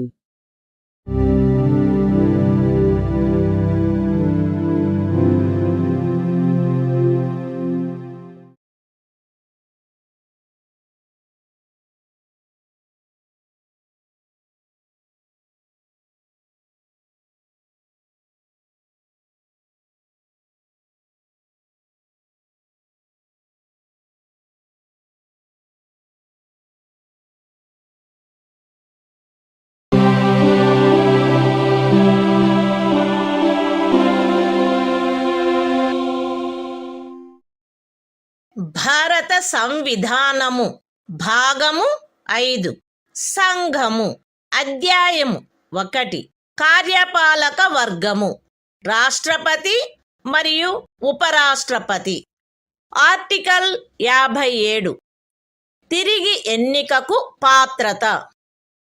రాష్ట్రపతి పదవియందున్న లేక ఆ పదవియందుండిన ఏ వ్యక్తి అయినను ఈ సంవిధానములోని ఇతర నిబంధనలకు అత్యధీనమై ఆ పదవికి తిరిగి ఎన్నుకొనుబడుటకు పాత్రుడై ఉండును. The Constitution of India, Part 5, The Union. Chapter 1. The Executive. The President and Vice President. Article 57. Eligibility for re-election. A person who holds, or who has held, office as President shall, subject to the other provisions of this Constitution, be eligible for re-election to that office.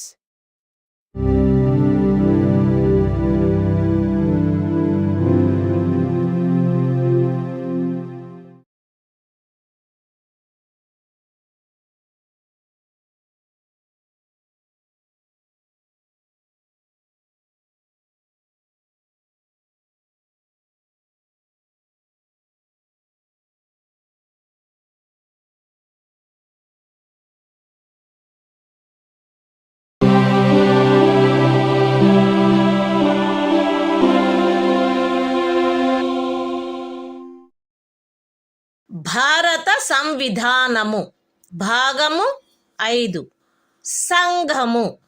అధ్యాయము 1 కార్యపాలక వర్గము. రాష్ట్రపతి మరియు ఉపరాష్ట్రపతి.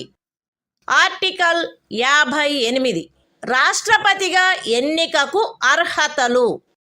ఏ వ్యక్తి గాని భారతదేశ పౌరుడై ఉన్ననే తప్ప 35 సంవత్సరముల వయస్సు పూర్తి అయిననే తప్ప మరియు లోక్సభ సభ్యుడుగా ఎన్నుకొనబడుటకు అర్హుడై ఉన్ననే తప్ప రాష్ట్రపతిగా ఎన్నుకోబడుటకు పాత్రుడు కాడు.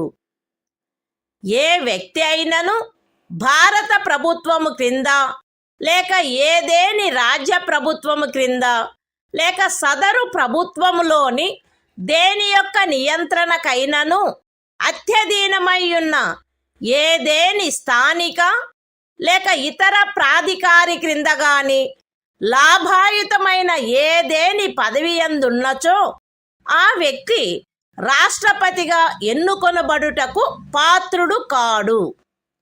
విశదీకరణ. ఈ అనుచ్ఛేదపు నిమిత్తము ఎవరేని వ్యక్తి సంఘము యొక్క రాష్ట్రపతిగా లేక ఉపరాష్ట్రపతిగా లేక ఏదేని రాజ్యము యొక్క గవర్నరుగా లేక సంఘము యొక్క లేక ఏదేని రాజ్యము యొక్క మంత్రిగానున్న కారణమును బట్టి మాత్రమే లాభాయుతమైన పదవి ఎందున్నట్లు భావించబడరాదు. The Constitution of India, Part 5, The Union. Chapter 1. The Executive. The President and Vice President. Article 58. Qualifications for election as President. 1. No person shall be eligible for election as President, unless he is a citizen of India, has completed the age of 35 years, and is qualified for election, as a member of the House, of the people. 2. A person shall not be eligible for election as President if he holds any office of profit, under the Government of India, or the Government of any state, or under any local or other authority, subject to the control of any of the said governments. Explanation. For the purposes of this article, a person shall not be deemed to hold any office of profit, by reason only that he is the President or Vice President of the Union, or the Governor of any state, or as a minister either for the Union or for any state.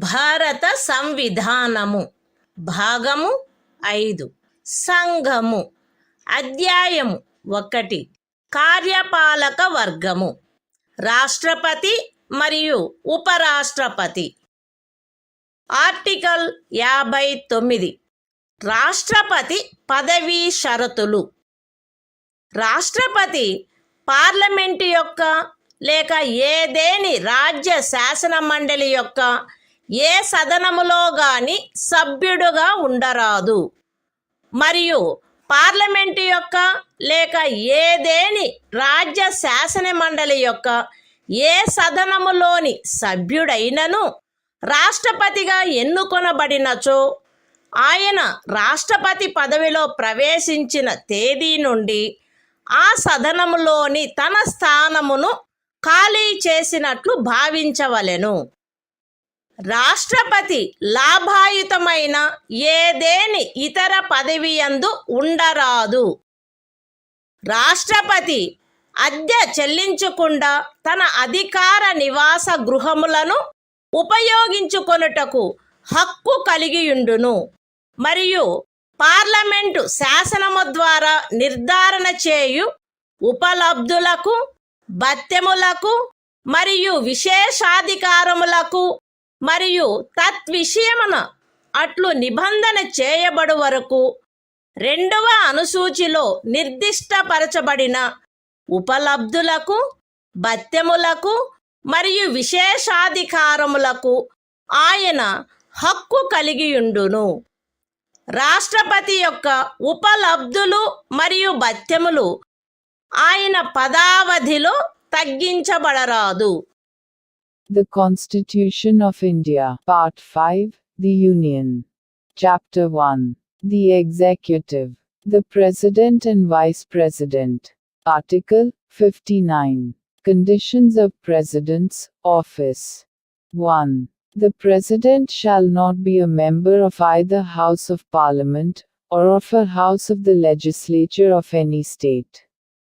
And, if a member of either House of Parliament or of a House of the Legislature of any state be elected President, he shall be deemed to have vacated his seat in that House, on the date on which he enters upon his office as President. 2. The President shall not hold any other office of profit. 3. The President shall be entitled without payment of rent to the use of his official residences, and shall be also entitled to such emoluments, allowances, and privileges as may be determined by Parliament by law. And, until provision in that behalf is so made, such emoluments, allowances and privileges, as are specified in the second schedule. 4. The emoluments and allowances of the President shall not be diminished during his term of office.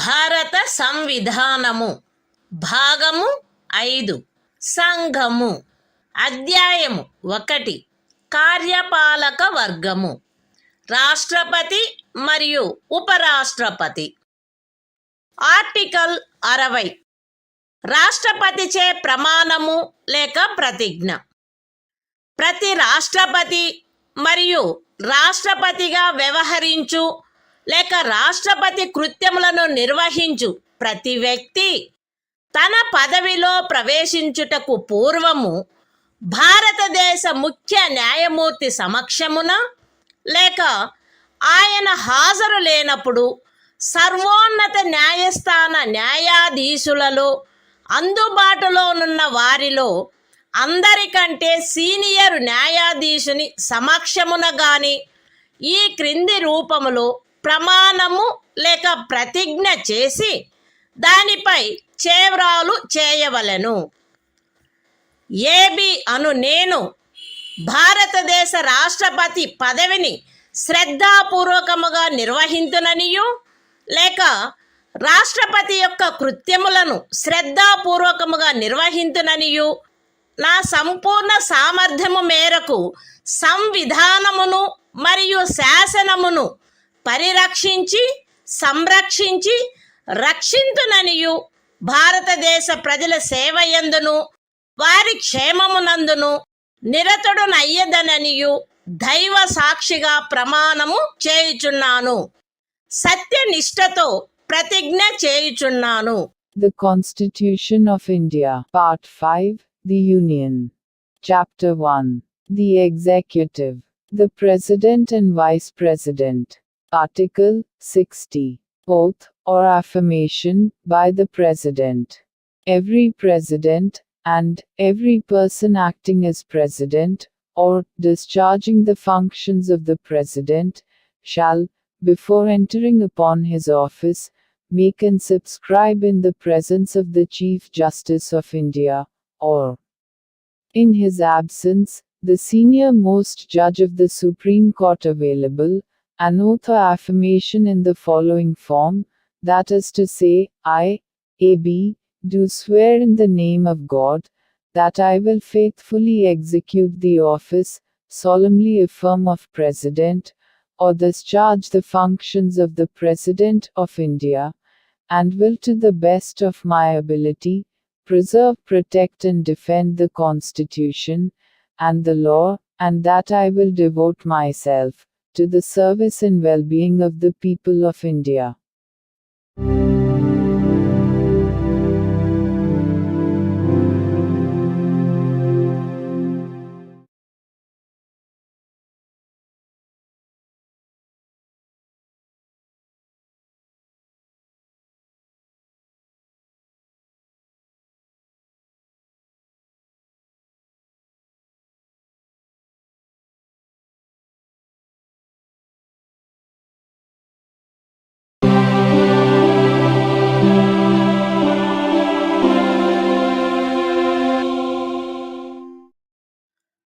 భారత సంవిధానము భాగము 5 సంఘము అధ్యాయము 1 కార్యపాలక వర్గము రాష్ట్రపతి మరియు ఉపరాష్ట్రపతి.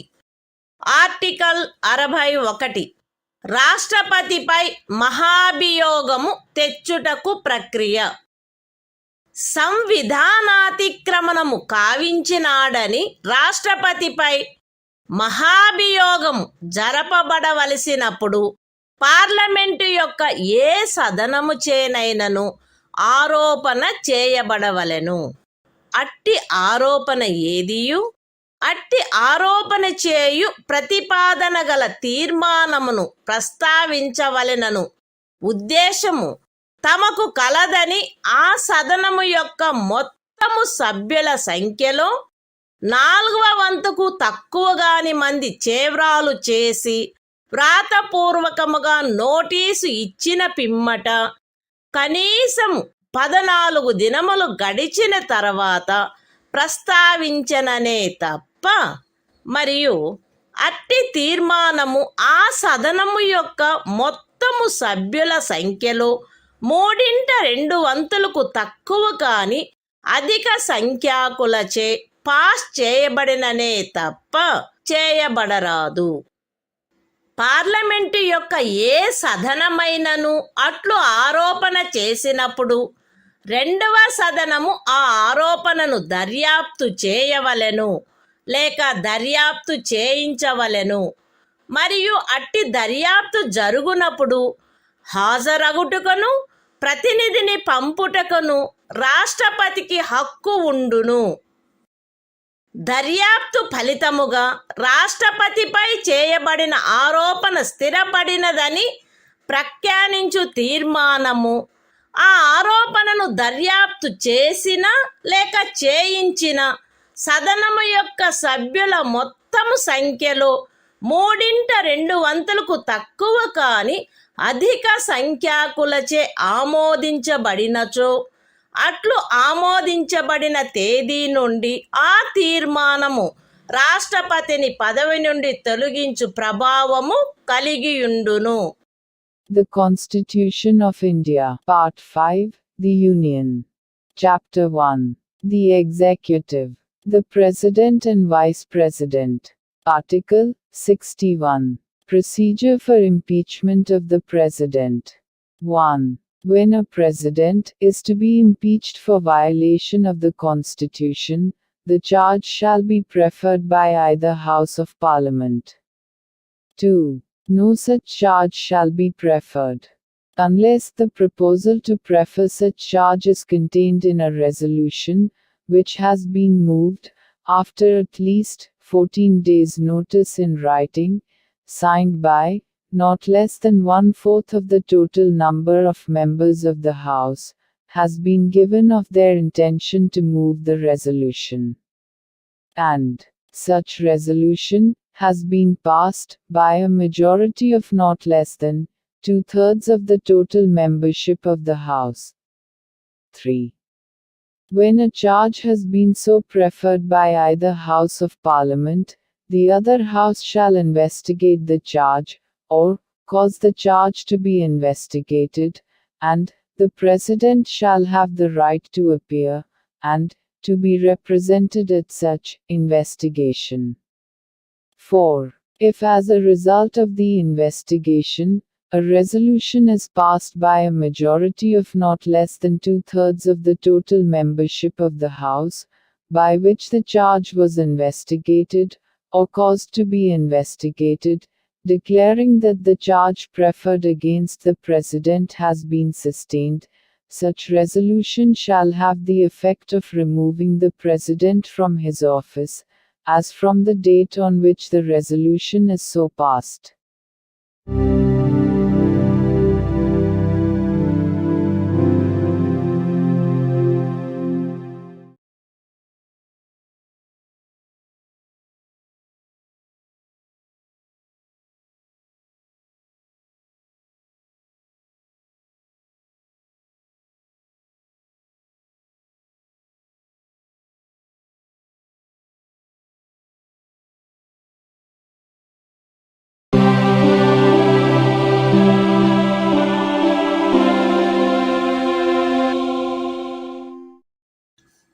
భారత సంవిధానము భాగము 5 సంఘము అధ్యాయము 1 కార్యపాలక వర్గము రాష్ట్రపతి మరియు ఉపరాష్ట్రపతి ఆర్టికల్ 62 రాష్ట్రపతి పదవి ఖాళీ అయినప్పుడు దానిని పూరించుటకు ఎన్నిక జరపవలసిన కాలము మరియు ఆకస్మికముగా ఏర్పడిన ఖాళీని పూరించుటకు ఎన్నుకొనబడు వ్యక్తి యొక్క పదావధి. రాష్ట్రపతి యొక్క పదావధి ముగియుటచే ఏర్పడు ఖాళీని పూరించుటకు జరగవలసిన ఎన్నిక ఆ పదావధి ముగియుటకు పూర్వమే పూర్తి చేయబడవలెను. మరణము, రాజీనామా లేక తొలగింపు కారణముగా లేక అన్యదా రాష్ట్రపతి పదవియందు ఏర్పడిన ఖాళీని పూరించుటకు జరగవలసిన ఎన్నిక ఆ ఖాళీ ఏర్పడిన తర్వాత సాధ్యమైనంత త్వరితముగాను ఎట్టి సందర్భంలోనూ ఖాళీ ఏర్పడిన తేదీ నుండి 6 మాసములు దాటకుండగను జరపబడవలెను. మరియు ఆ ఖాళీని పూరించుటకు ఎన్నుకొనబడిన వ్యక్తి 56వ అనుచ్ఛేదము యొక్క నిబంధనలకు అత్యధీనమై తాను పదవిలో ప్రవేశించిన తేదీ నుండి 5 సంవత్సరముల సంపూర్ణ కాలావధి వరకు పదవియందుండుటకు హక్కు కలిగియుండును. The Constitution of India, Part 5, The Union. Chapter 1. The Executive. The President and Vice President. Article 62. Time of holding election to fill vacancy in the office of President. And the term of office of person elected to fill casual vacancy. 1. An election to fill a vacancy caused by the expiration of the term of office of President shall be completed before the expiration of the term. 2. An election to fill a vacancy in the office of President, occurring by reason of his death, resignation or removal, or otherwise shall be held as soon as possible, after, and in no case later than 6 months from, the date of occurrence of the vacancy. And, the person elected to fill the vacancy shall, subject to the provisions of Article 56, be entitled to hold office for the full term of 5 years, from the date on which he enters upon his office.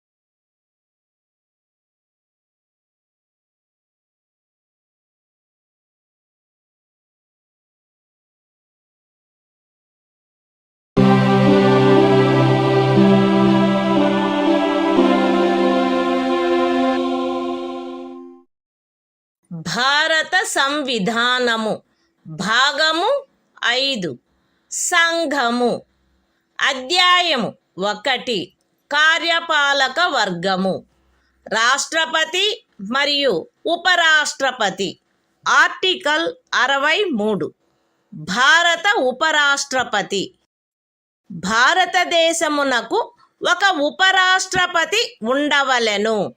The Constitution of India, Part 5, The Union. Chapter 1. The Executive. The President and Vice President. Article 63. The Vice President of India. There shall be a Vice President of India.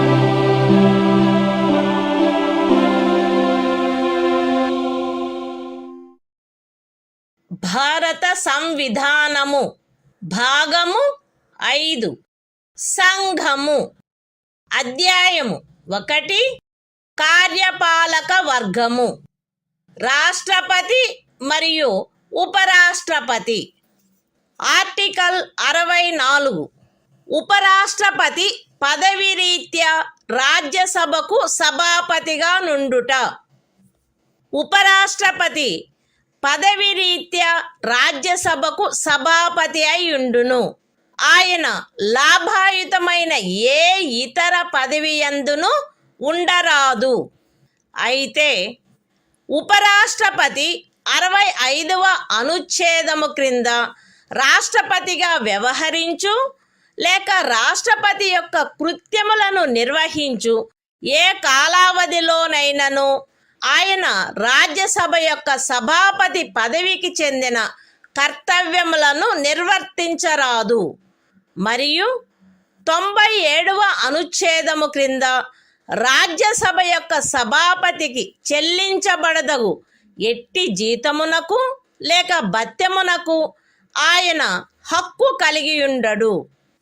The Constitution of India, Part 5, The Union. Chapter 1.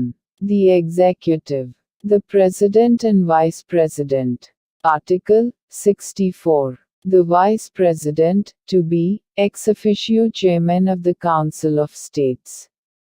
The Vice President shall be, ex officio Chairman of the Council of the States, and shall not hold any other office of profit, provided that, during any period, when the Vice President acts as President, or discharges the functions of the President under Article 65, he shall not perform the duties of the office of Chairman of the Council of States. and shall not be entitled to any salary or allowance payable to the chairman of the Council of States, under Article 97.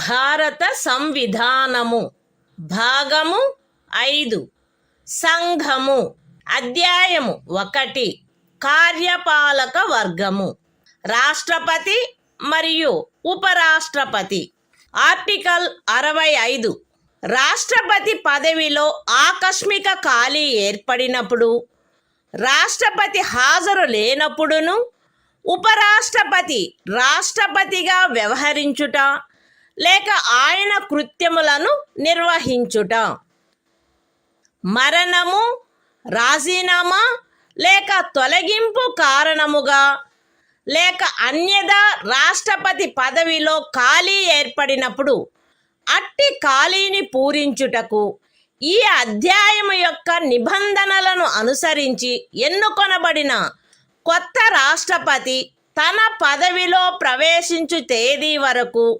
ఉపరాష్ట్రపతి రాష్ట్రపతిగా వ్యవహరించవలెను.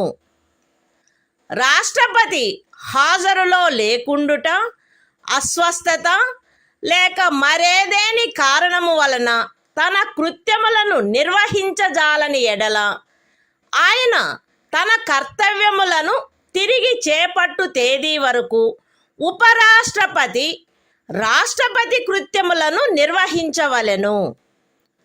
ఉపరాష్ట్రపతి అట్లు రాష్ట్రపతిగా వ్యవహరించు లేక రాష్ట్రపతి యొక్క కృత్యములను నిర్వహించు కాలావధిలోను ఆ కాలావధికి సంబంధించి రాష్ట్రపతికి గల సర్వాధికారములను ఉన్ముక్తతాధికారములను కలిగియుండును.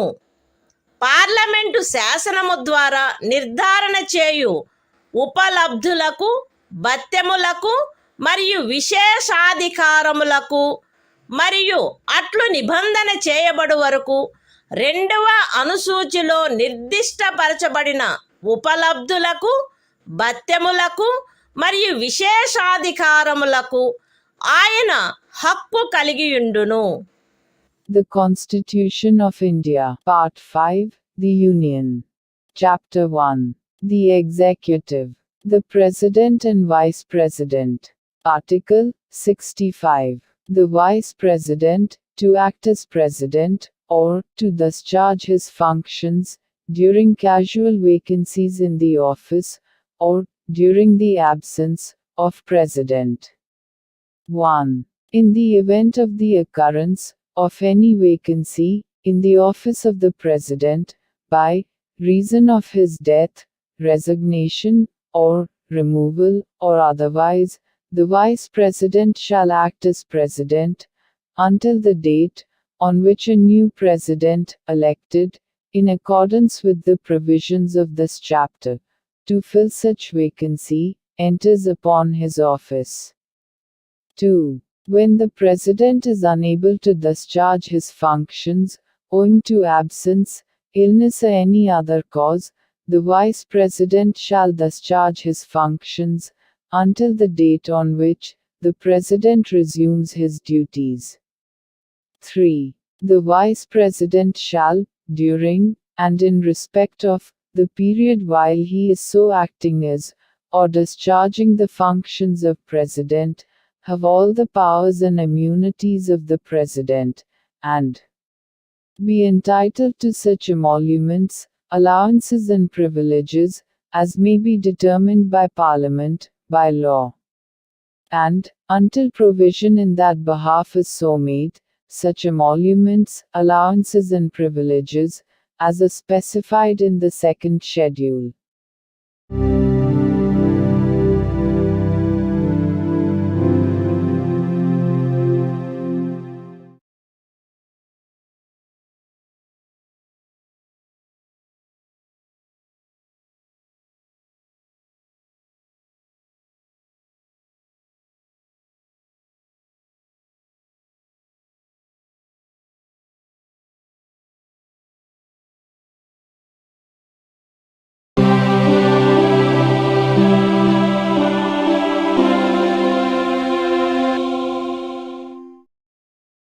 భారత సంవిధానము భాగము 5 సంఘము అధ్యాయము 1 కార్యపాలక వర్గము రాష్ట్రపతి మరియు ఉపరాష్ట్రపతి ఆర్టికల్ 66 ఉపరాష్ట్రపతి ఎన్నిక ఉపరాష్ట్రపతి పార్లమెంటు ఉభయ సదనముల సభ్యులతో కూడిన నిర్వాచక గణము యొక్క సభ్యులచే ఏకల అంతరణీయ ఓటు ద్వారా అనుపాతిక ప్రాతినిధ్య పద్ధతిని అనుసరించి ఎన్నుకొనబడవలెను మరియు అట్టి ఎన్నికలలో ఓటింగు రహస్యపు బ్యాలెట్ పద్ధతిని జరగవలెను.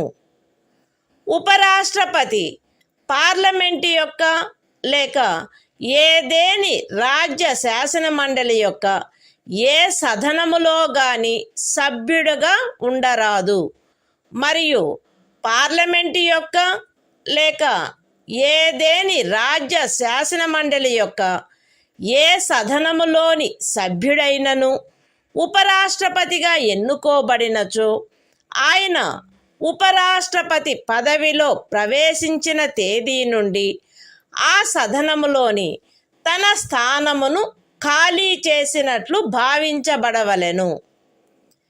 ఏ వ్యక్తి గాని ఆయన భారతదేశ పౌరుడై ఉన్ననే తప్ప ఆయనకు 35 సంవత్సరముల వయస్సు పూర్తి అయిననే తప్ప మరియు ఆయన రాజ్యసభ సభ్యుడుగా ఎన్నుకొనబడుటకు అర్హుడై ఉన్ననే తప్ప ఉపరాష్ట్రపతిగా ఎన్నుకొనబడుటకు పాత్రుడు కాడు. ఏ వ్యక్తి అయినను భారత ప్రభుత్వము క్రింద గాని ఏదేని రాజ్య ప్రభుత్వము కింద గాని సదరు ప్రభుత్వములలో దేని యొక్క నియంత్రణకైనను అధ్యధీనమయ్యున్న ఏదేని స్థానిక లేక ఇతర ప్రాధికారి క్రింద గాని లాభాయుతమైన ఏదేని పదవి ఎందున్నచో ఆ వ్యక్తి ఉపరాష్ట్రపతిగా ఎన్నుకొనబడుటకు పాత్రుడు కాడు. విశదీకరణ: ఈ అనుచ్ఛేదపు నిమిత్తము ఎవరేని వ్యక్తి సంఘము యొక్క రాష్ట్రపతిగా లేక ఉపరాష్ట్రపతిగా లేక ఏదేని రాజ్యము యొక్క గవర్నరుగా లేక సంఘము యొక్క లేక ఏదేని రాజ్యము యొక్క మంత్రిగా ఉన్న కారణమును బట్టి మాత్రమే లాభాయుతమైన పదవి ఎందున్నట్లు భావించరాదు. The Constitution of India, Part 5, The Union. Chapter 1. The Executive. The President and Vice President. Article 66. Election of Vice President. 1. The Vice President shall be elected by the members of an electoral college, consisting of the members of both Houses of Parliament, in accordance with the system of proportional representation, by means of the single transferable vote, and the voting at such election shall be by secret ballot. 2. The Vice President shall not be a member of either House of Parliament or of a House of the Legislature of any state. And, if a member of either House of Parliament or of a House of the Legislature of any state be elected Vice President, he shall be deemed to have vacated his seat in that House, on the date on which he enters upon his office, as Vice President. 3. No person shall be eligible for election as Vice President, unless he is a citizen of India. B. Has completed the age of 35 years, and C. Is qualified for election as a member of the Council of States. 4. A person shall not be eligible for election as Vice President if he holds any office of profit under the Government of India, or the Government of any state, or under any local or other authority, subject to the control of any of the said governments. Explanation. For the purposes of this article, a person shall not be deemed to hold any office of profit, by reason only that he is the President or Vice President of the Union, or the Governor of any state, or is a minister either for the Union, or for any state.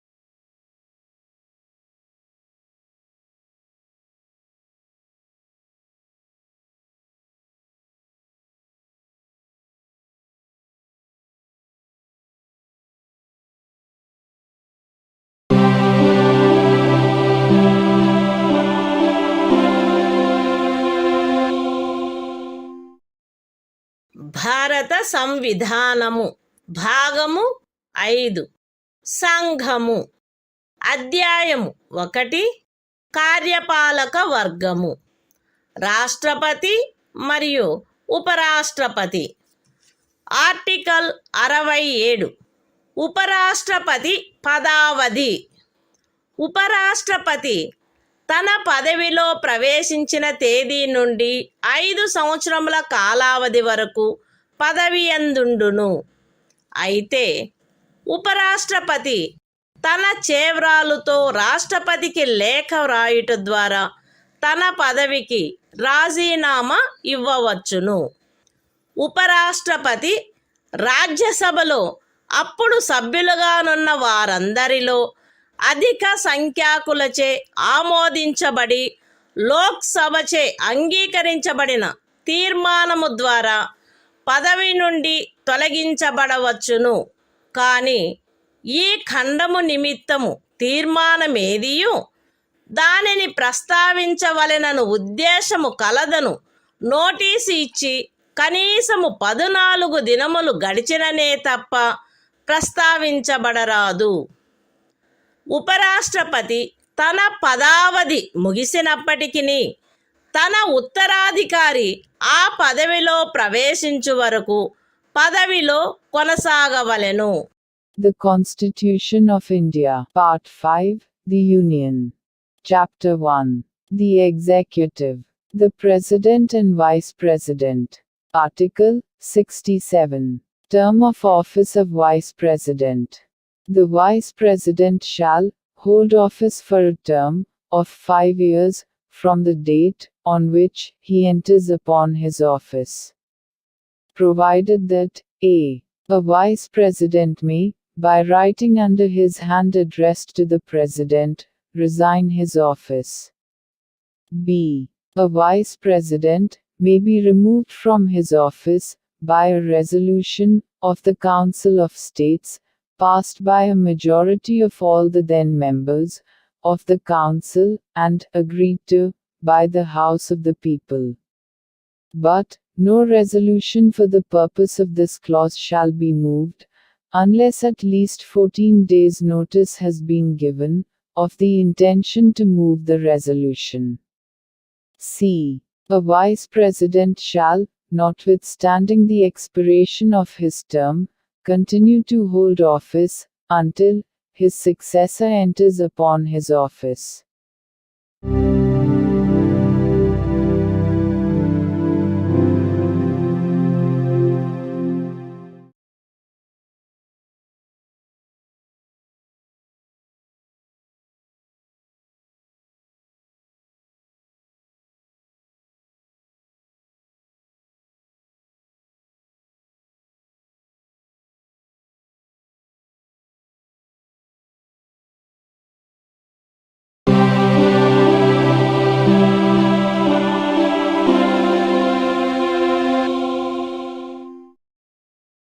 భారత సంవిధానము భాగము 5 సంఘము అధ్యాయము 1 కార్యపాలక వర్గము రాష్ట్రపతి మరియు ఉపరాష్ట్రపతి article 68 ఉపరాష్ట్రపతి పదవి ఖాళీ అయినప్పుడు దానిని పూరించుటకు ఎన్నిక జరపవలసిన కాలము మరియు ఆకస్మికముగా ఏర్పడిన ఖాళీని పూరించుటకు ఎన్నుకొనబడు వ్యక్తి యొక్క పదావధి.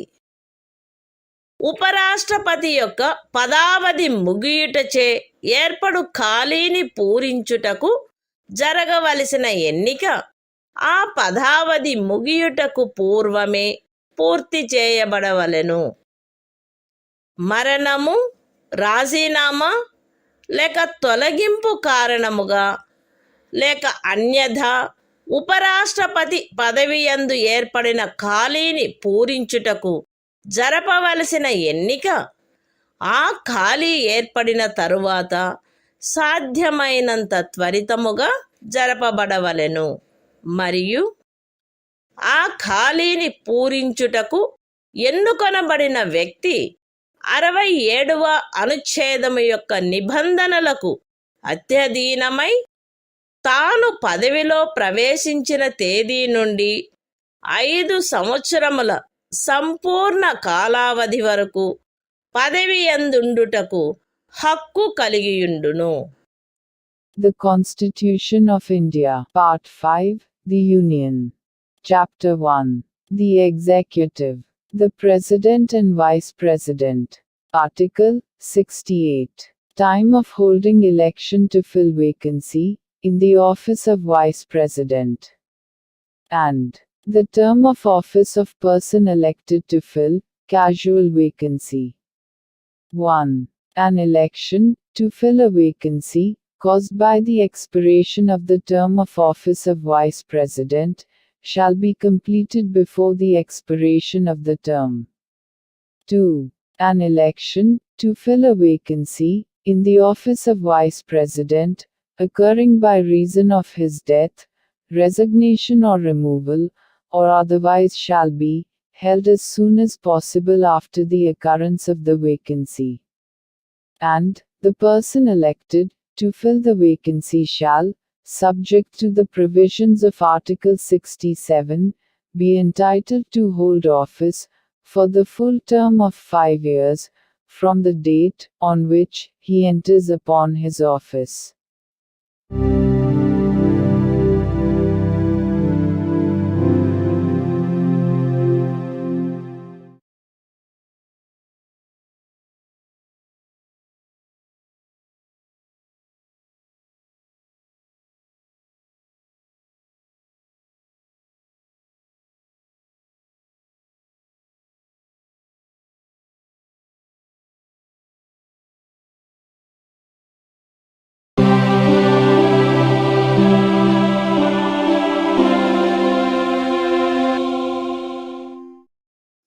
భారత సంవిధానము భాగము 5 సంఘము అధ్యాయము 1 కార్యపాలక వర్గము రాష్ట్రపతి మరియు ఉపరాష్ట్రపతి. ఆర్టికల్ 69 ఉపరాష్ట్రపతిచే ప్రమాణము లేక ప్రతిజ్ఞ. ప్రతి ఉపరాష్ట్రపతి తన పదవిలో ప్రవేశించుటకు పూర్వము రాష్ట్రపతి సమక్షమున గాని తద్విషయమున ఆయనచే నియమింపబడిన వ్యక్తి సమక్షమున గాని ఈ క్రింది ప్రరూపములో ప్రమాణము లేక ప్రతిజ్ఞ చేసి దానిపై చేవ్రాలు చేయవలెను.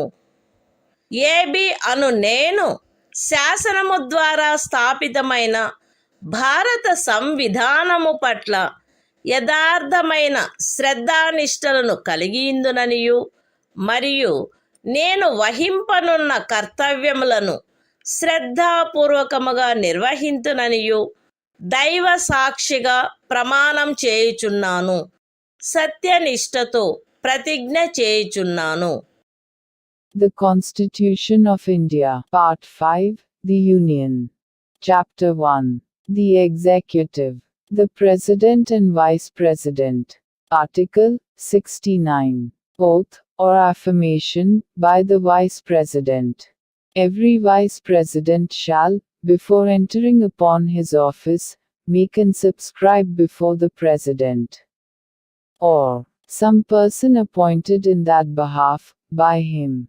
An oath or affirmation, in the following form, that is to say, I, AB, do swear in the name of God, that I will bear true faith and solemnly affirm allegiance to the Constitution of India, as by law established, and that I will faithfully discharge the duty upon which I am about to enter.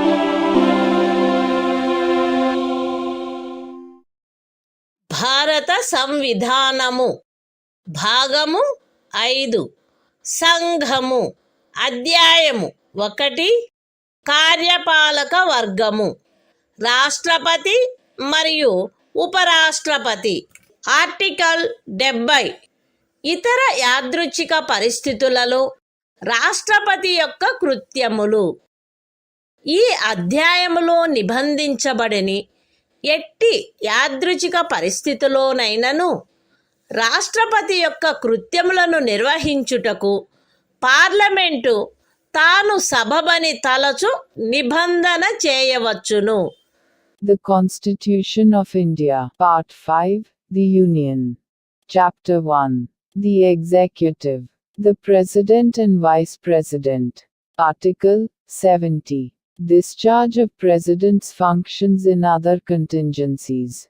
Parliament may make such provision, as it thinks fit, for the discharge of the functions of the President, in any contingency, not provided for in this chapter.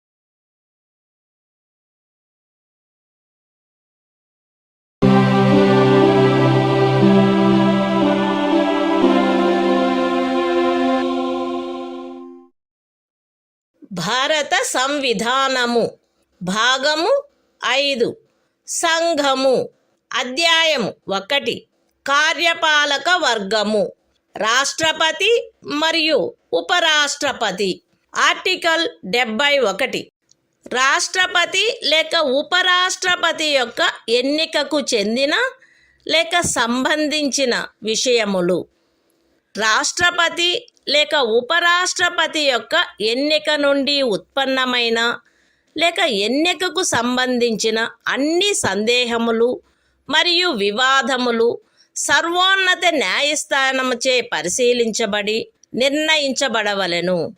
అట్టి నిర్ణయము అంతిమమైనదై ఉండును.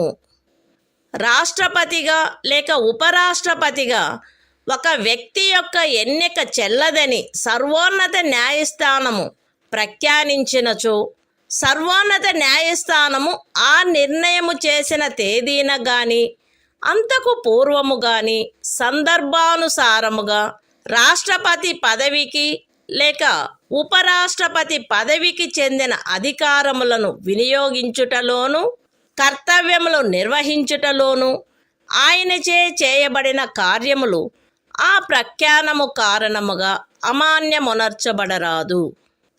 ఈ సంవిధానము యొక్క నిబంధనలకు అత్యధీనమై రాష్ట్రపతి లేక ఉపరాష్ట్రపతి యొక్క ఎన్నికకు చెందిన లేక సంబంధించిన విషయమును పార్లమెంటు శాసనము ద్వారా క్రమబద్ధము చేయవచ్చును.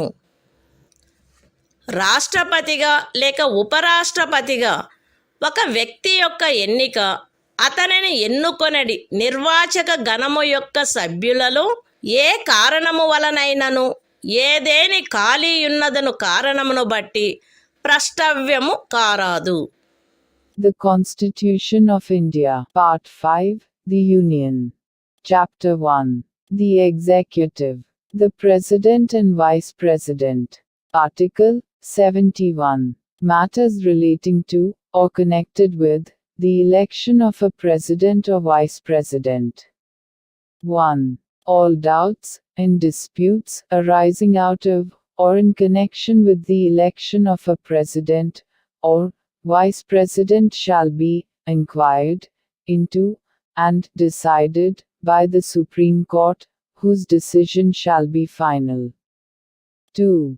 If the election of a person, as President, or Vice President, is declared void by the Supreme Court, acts done by him, in the exercise and performance of the powers and duties, of the office of President, or Vice President, as the case may be, on or before the date of the decision of the Supreme Court, shall not be invalidated by reason of that declaration. 3. Subject to the provisions of this Constitution, Parliament may by law regulate any matter relating to or connected with the election of a President or Vice President. 4. The election of a person, as President or Vice President, shall not be called in question, on the ground of the existence of any vacancy, for whatever reason among the members of the Electoral College electing him.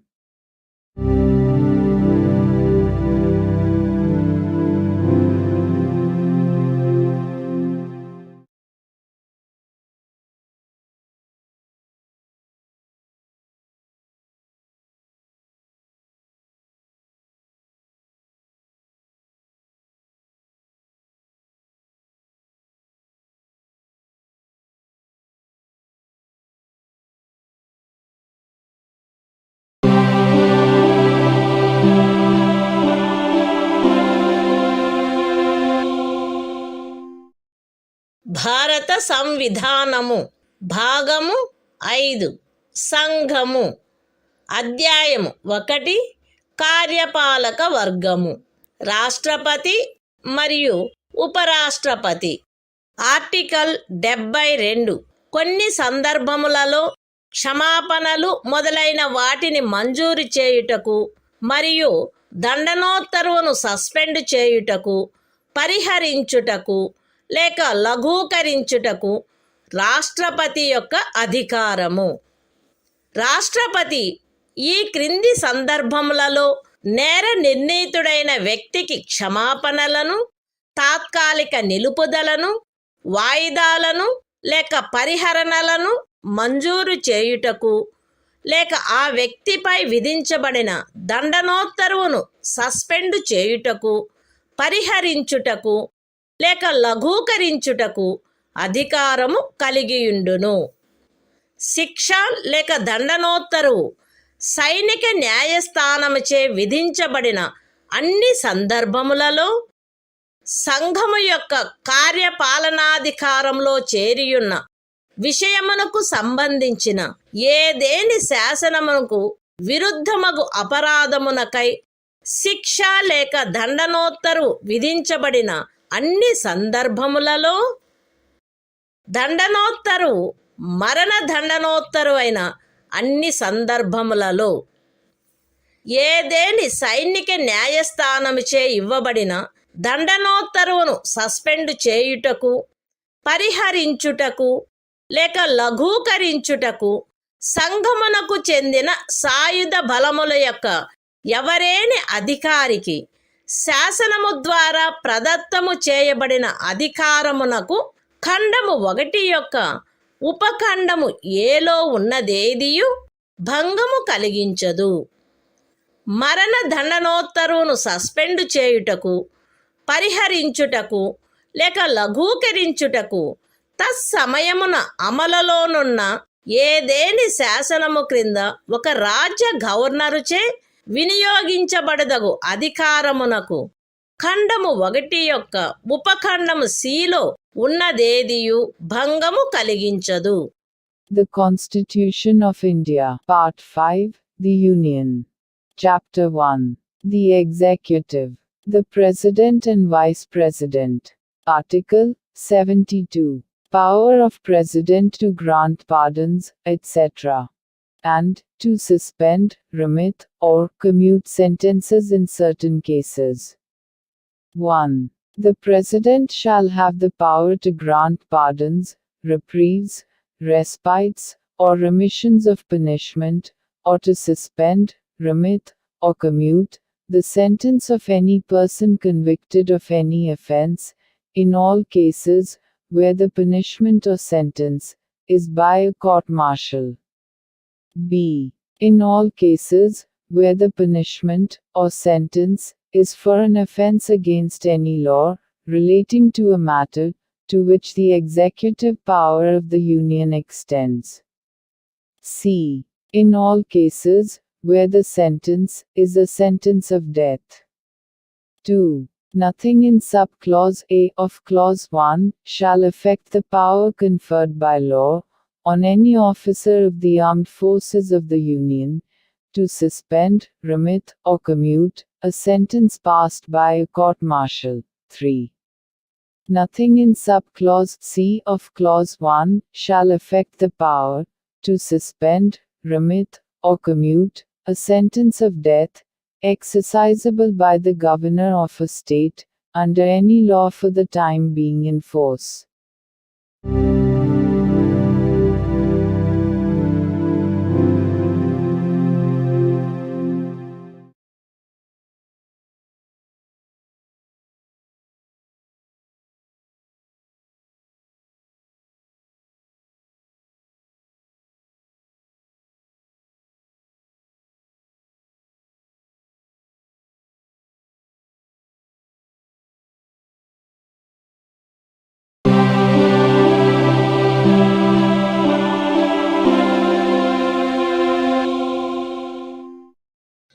భారత సంవిధానము భాగము 5 సంఘము అధ్యాయము 1 కార్యపాలక వర్గము రాష్ట్రపతి మరియు ఉపరాష్ట్రపతి article 73 సంఘము యొక్క కార్యపాలకాధికార విస్తరణ ఈ సంవిధాన నిబంధనలకు అధ్యయనమై సంఘము యొక్క కార్యపాలకాధికారములో ఈ క్రిందివి చేరియుండును.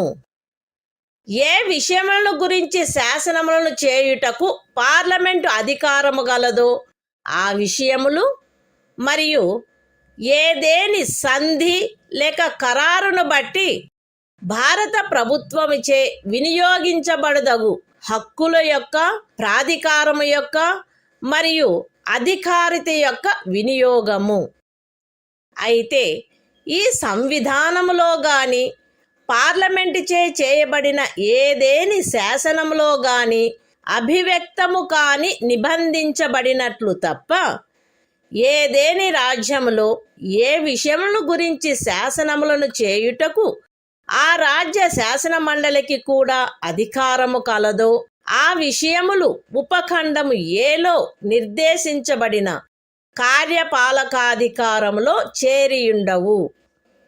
ఏ విషయముల గురించి ఒక రాజ్యము కొరకు శాసనములు చేయుటకు పార్లమెంటుకు అధికారము కలదో ఆ విషయములలో ఆ రాజ్యము మరియు ఆ రాజ్యపు ఎవరేని అధికారి లేక ప్రాధికారి ఈ సంవిధానము యొక్క ప్రారంభమునకు అవ్యవహిత పూర్వము చలాయించగలిగి ఉండినట్టి కార్యపాలకాధికారమును లేక కృత్యములను ఈ అనుచ్ఛేదములో ఏమి ఉన్నప్పటికీ పార్లమెంటుచే అన్యథా నిబంధించబడినంత వరకు ఆ రాజ్యము మరియు ఆ రాజ్యపు ఎవరేని అధికారి లేక ప్రాధికారి చలాయించుచుండుట కొనసాగించవచ్చును.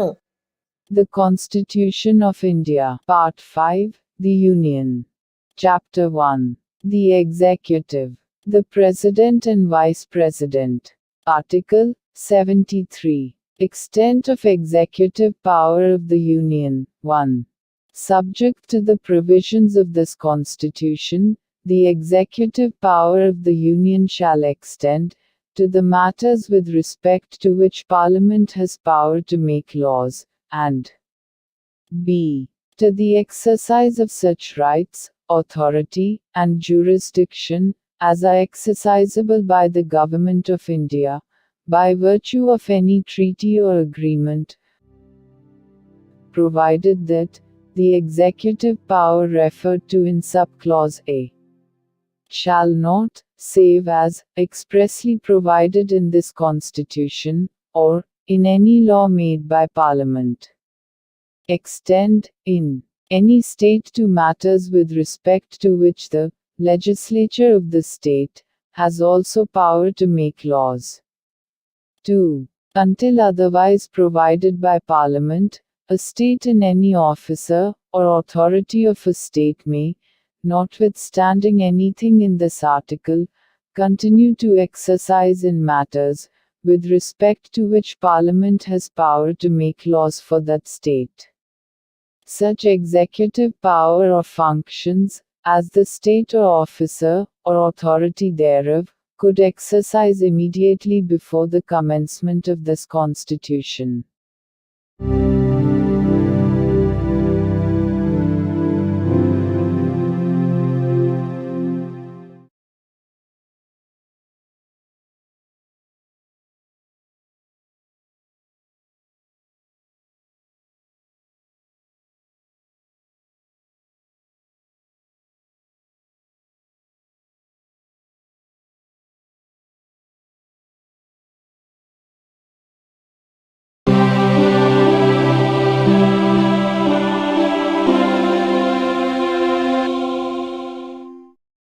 భారత సంవిధానము భాగము 5 సంఘము అధ్యాయము 1 కార్యపాలక వర్గము మంత్రి పరిషత్తు ఆర్టికల్ 74 రాష్ట్రపతికి సహాయపడుటకును సలహానిచ్చుటకును మంత్రి పరిషత్తు రాష్ట్రపతికి సహాయపడుటకును సలహానిచ్చుటకును ప్రధానమంత్రి ఆధిపత్యమున ఒక మంత్రి పరిషత్తు ఉండవలెను.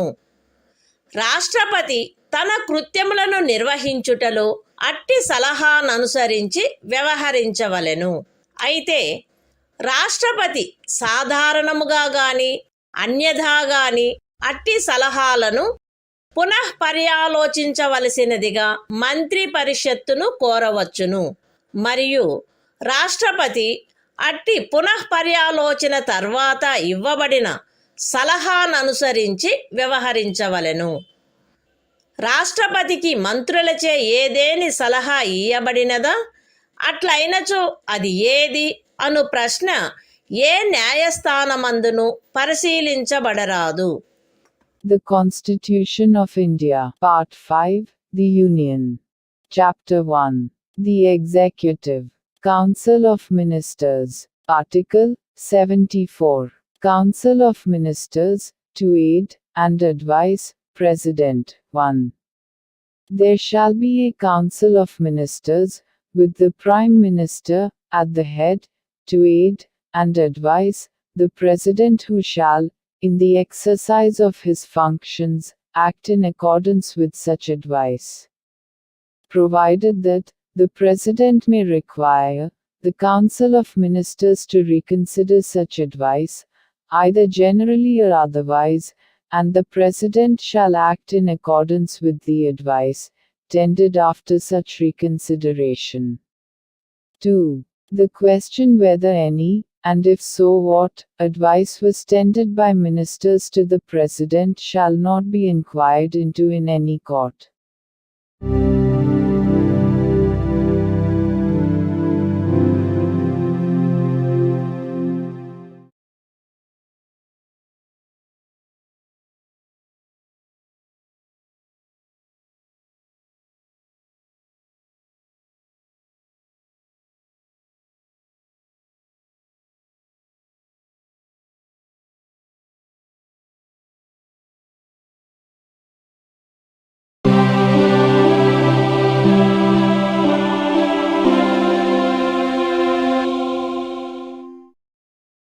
భారత సంవిధానము భాగము 5 సంఘము.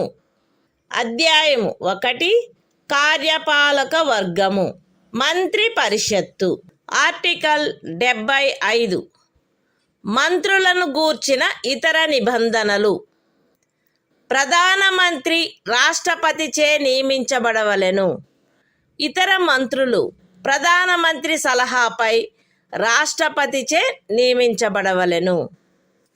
మంత్రి పరిషత్తులో ప్రధానమంత్రితో సహా మొత్తము మంత్రుల సంఖ్య లోక్సభలోని మొత్తము సభ్యుల సంఖ్యలో 15% మించరాదు.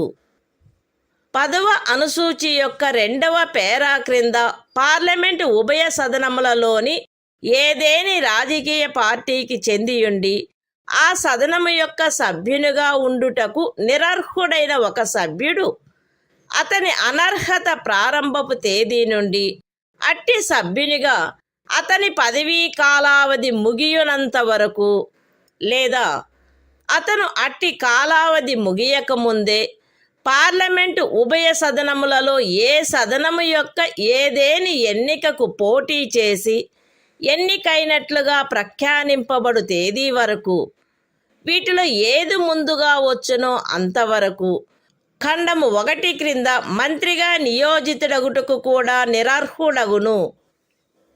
మంత్రులు రాష్ట్రపతి అభీష్టముండనంత వరకు పదవి యందుందురు. మంత్రి పరిషత్తు లోక్సభకు సమిష్టిగా ఉత్తరదాయి అయి ఉండును.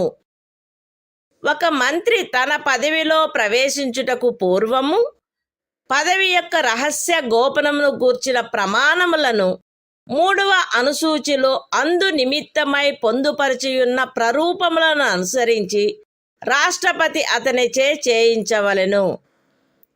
పార్లమెంటు యొక్క ఏ సదనములో గాని వరుసగా 6 మాసముల కాలావధి వరకు సభ్యుడిగా లేని మంత్రి ఆ కాలావధి ముగియగానే మంత్రి పదవిని కోల్పోవును. మంత్రుల జీతములు భత్యములు పార్లమెంటు ఆయా సమయములందు శాసనము ద్వారా నిర్ధారణ చేయునట్టువై ఉండును. పార్లమెంటు అట్లు నిర్ధారణ చేయ వరకు అవి 2వ అనుసూచిలో నిర్దిష్టపరచబడినట్లు ఉండును. The Constitution of India. Part 5. The Union. Chapter 1. The Executive. Council of Ministers. Article 75. Other provisions as to ministers. 1. The Prime Minister shall be appointed by the President, and the other ministers shall be appointed by the President, on the advice of the Prime Minister. 1a. The total number of ministers, including the Prime Minister, in the Council of Ministers, shall not exceed 15% of the total number of members of the House of the People. 1b. A member of either House of Parliament, belonging to any political party, who is disqualified for being a member of that House, under paragraph 2 of the 10th schedule, shall also be disqualified to be appointed as a minister under clause 1. For duration of the period commencing from the date of his disqualification, till the date on which the term of his office as such member would expire, or where he contests any election to either House of Parliament before the expiry of such period, till the date on which he is declared elected, whichever is earlier. 2. The ministers shall hold office during the pleasure of the President. 3. The Council of Ministers shall be collectively responsible to the House of the People. 4. Before a minister enters upon his office, the President shall administer to him the oaths of office and of secrecy according to the forms set out for the purpose in the 3rd schedule. 5. A minister who, for any period of 6 consecutive months, is not a member of either House of Parliament, shall at the expiration of that period cease to be a minister. 6. The salaries and allowances of ministers shall be such as Parliament may from time to time by law determine, and, until Parliament so determines, shall be as specified in the second schedule.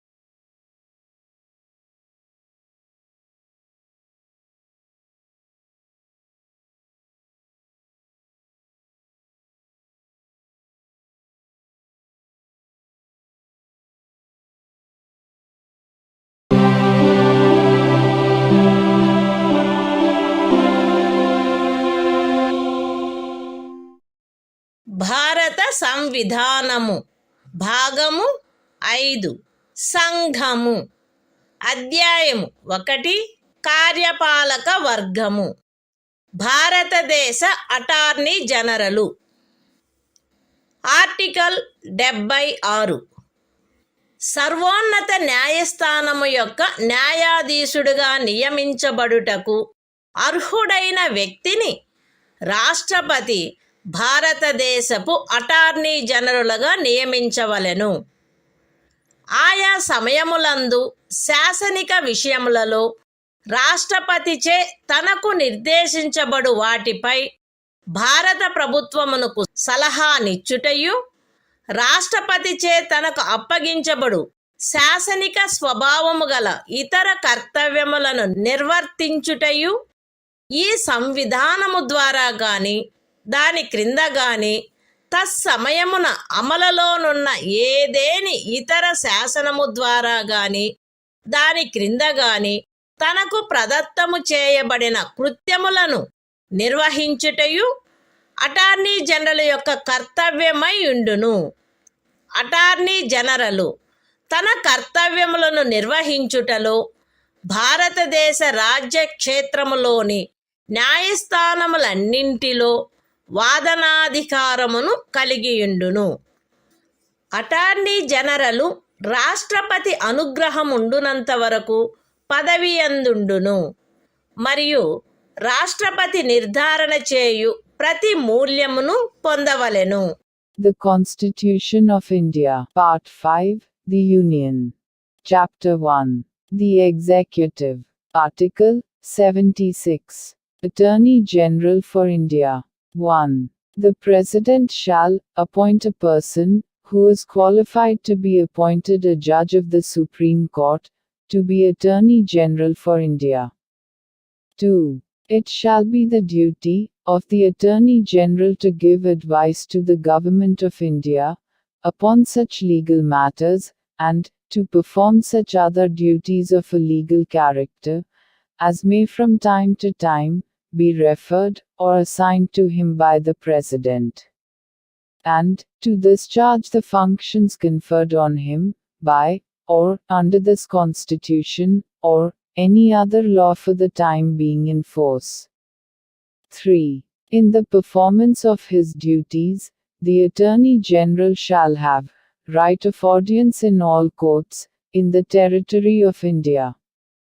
4. The Attorney General shall hold office during the pleasure of the President, and shall receive such remuneration as the President may determine.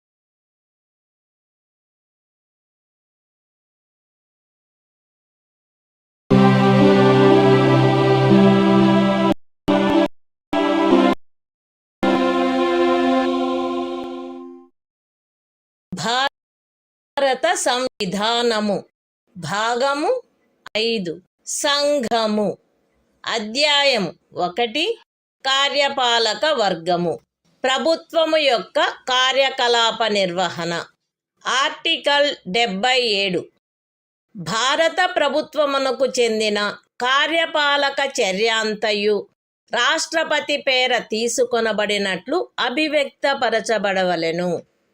రాష్ట్రపతి పేర చేయబడిన మరియు వ్రాసి ఇయ్యబడిన ఉత్తర్వులు మరియు ఇతర పత్రములు రాష్ట్రపతి చేయు నియమావళిలో నిర్దిష్టపరచబడు రీతిగా అది ప్రమాణితము చేయబడవలెను. అట్లు అది ప్రమాణితము చేయబడిన ఉత్తర్వు యొక్క లేక పత్రము యొక్క మాన్యత అది రాష్ట్రపతి చేయబడినట్టి లేక వ్రాసి ఇయ్యబడినట్టి ఉత్తర్వు లేక పత్రము కాదనడి కారణమును బట్టి ప్రశ్నించబడరాదు. రాష్ట్రపతి భారత ప్రభుత్వమునకు చెందిన కార్యకలాపములను మిక్కిలి సుకరముగా జరుపుటకును ఆ కార్యకలాపములను మంత్రులకు కేటాయించుటకును నియమావళిని చేయవలెను. The Constitution of India, Part 5, The Union. Chapter 1. The Executive. Conduct of Government Business. Article 77. Conduct of Business of the Government of India. 1. All executive action of the Government of India shall be expressed to be taken in the name of the President. 2. Orders and other instruments, made and executed in the name of the President, shall be authenticated in such manner as may be specified in rules to be made by the President.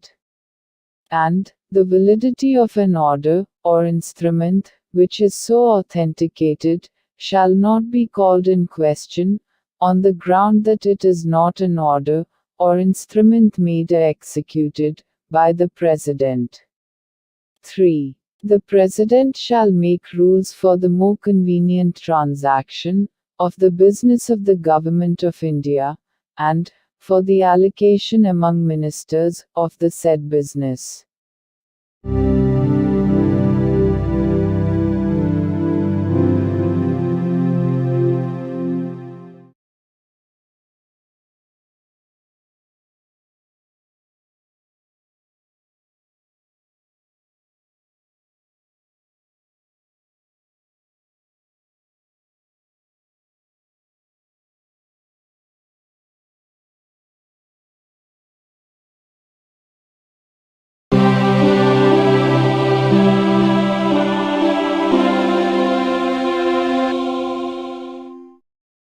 భారత సంవిధానము భాగము 5 సంఘము అధ్యాయము 1 కార్యపాలక వర్గము ప్రభుత్వము యొక్క కార్యకలాప నిర్వహణ article 78 రాష్ట్రపతికి సమాచారమును అందచేయుట మున్నగు విషయములను గురించి ప్రధానమంత్రి కర్తవ్యములు ఈ క్రింద తెలుపబడినవి ప్రధానమంత్రి కర్తవ్యములై ఉండును.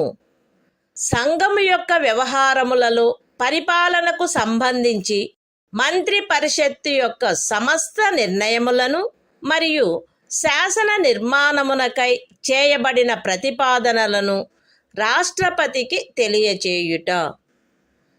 సంఘము యొక్క వ్యవహారముల పరిపాలనకును శాసన నిర్మాణమునకై చేయబడిన ప్రతిపాదనలకును సంబంధించిన విషయములలో రాష్ట్రపతి కోరు సమాచారమును అందజేయుట మరియు ఏ విషయమైనను ఒక మంత్రిచే నిర్ణయించబడి మంత్రి పరిషత్తుచే పర్యాలోచించబడి ఉండని ఎడల ఆ విషయమును మంత్రి పరిషత్తు యొక్క పర్యాలోచనకు సమర్పించవలసినదిగా రాష్ట్రపతి అపేక్షించినచో దానిని అట్లు సమర్పించుట. The Constitution of India, Part 5, The Union. Chapter 1. The Executive. Conduct of Government Business. Article 78.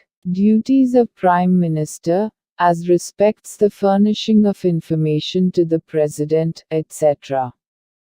It shall be the duty of the Prime Minister to communicate to the President all decisions of the Council of Ministers relating to the administration of the affairs of the Union, and proposals for legislation. B. To furnish such information relating to the administration of the affairs of the Union, and proposals for legislation, as the President may call for. And C. If the President so requires, to submit for the consideration of the Council of Ministers, any matter on which a decision has been taken by a minister, but which has not been considered by the Council.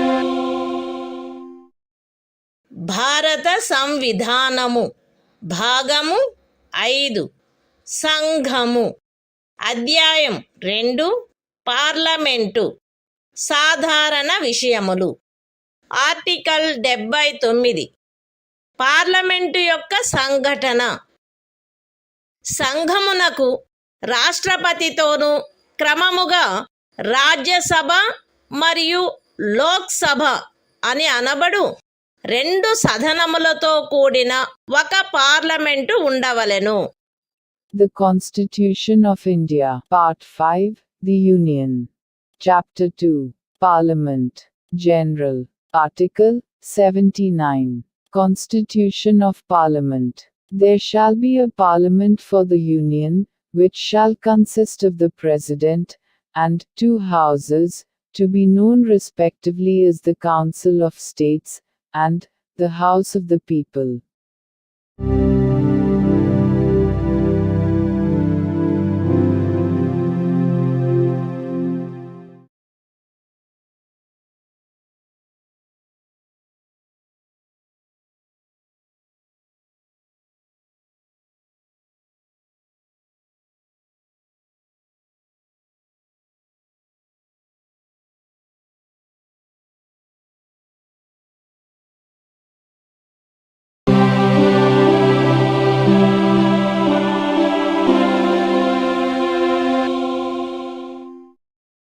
భారత సంవిధానము భాగము 5 సంఘము అధ్యాయం 2 parliament సాధారణ విషయములు article 80 Rajya Sabha సంరచన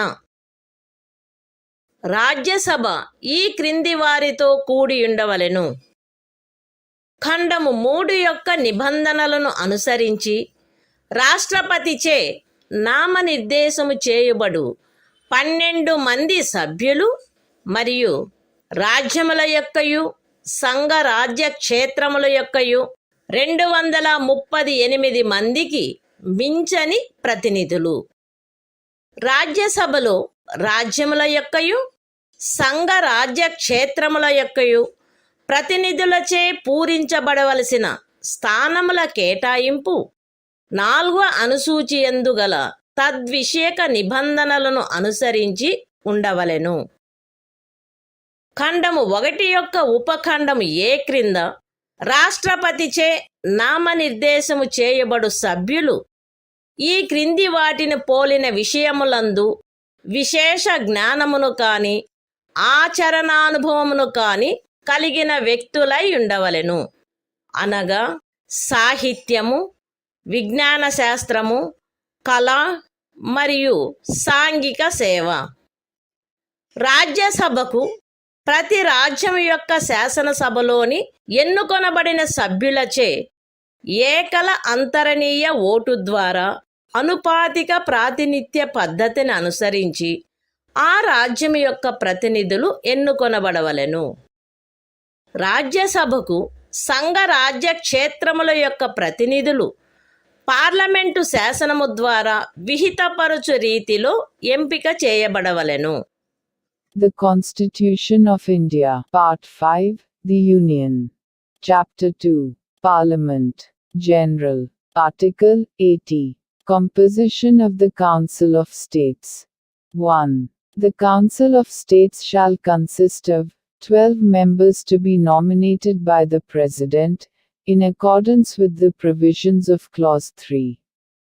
And b. Not more than 238 representatives of the states, and of the Union territories. 2. The allocation of seats, in the Council of States, to be filled by representatives of the states and of the Union territories, shall be in accordance with the provisions in that behalf contained in the fourth schedule. 3. The members to be nominated by the President under sub-clause A of Clause 1 shall consist of persons having special knowledge or practical experience in respect of such matters as the following, namely: literature, science, art and social service. 4. The representatives of each state, in the Council of States, shall be elected by the elected members of the Legislative Assembly of the state, in accordance with the system of proportional representation, by means of the single transferable vote. 5. The representatives of the Union territories in the Council of States shall be chosen in such manner, as Parliament may by law prescribe.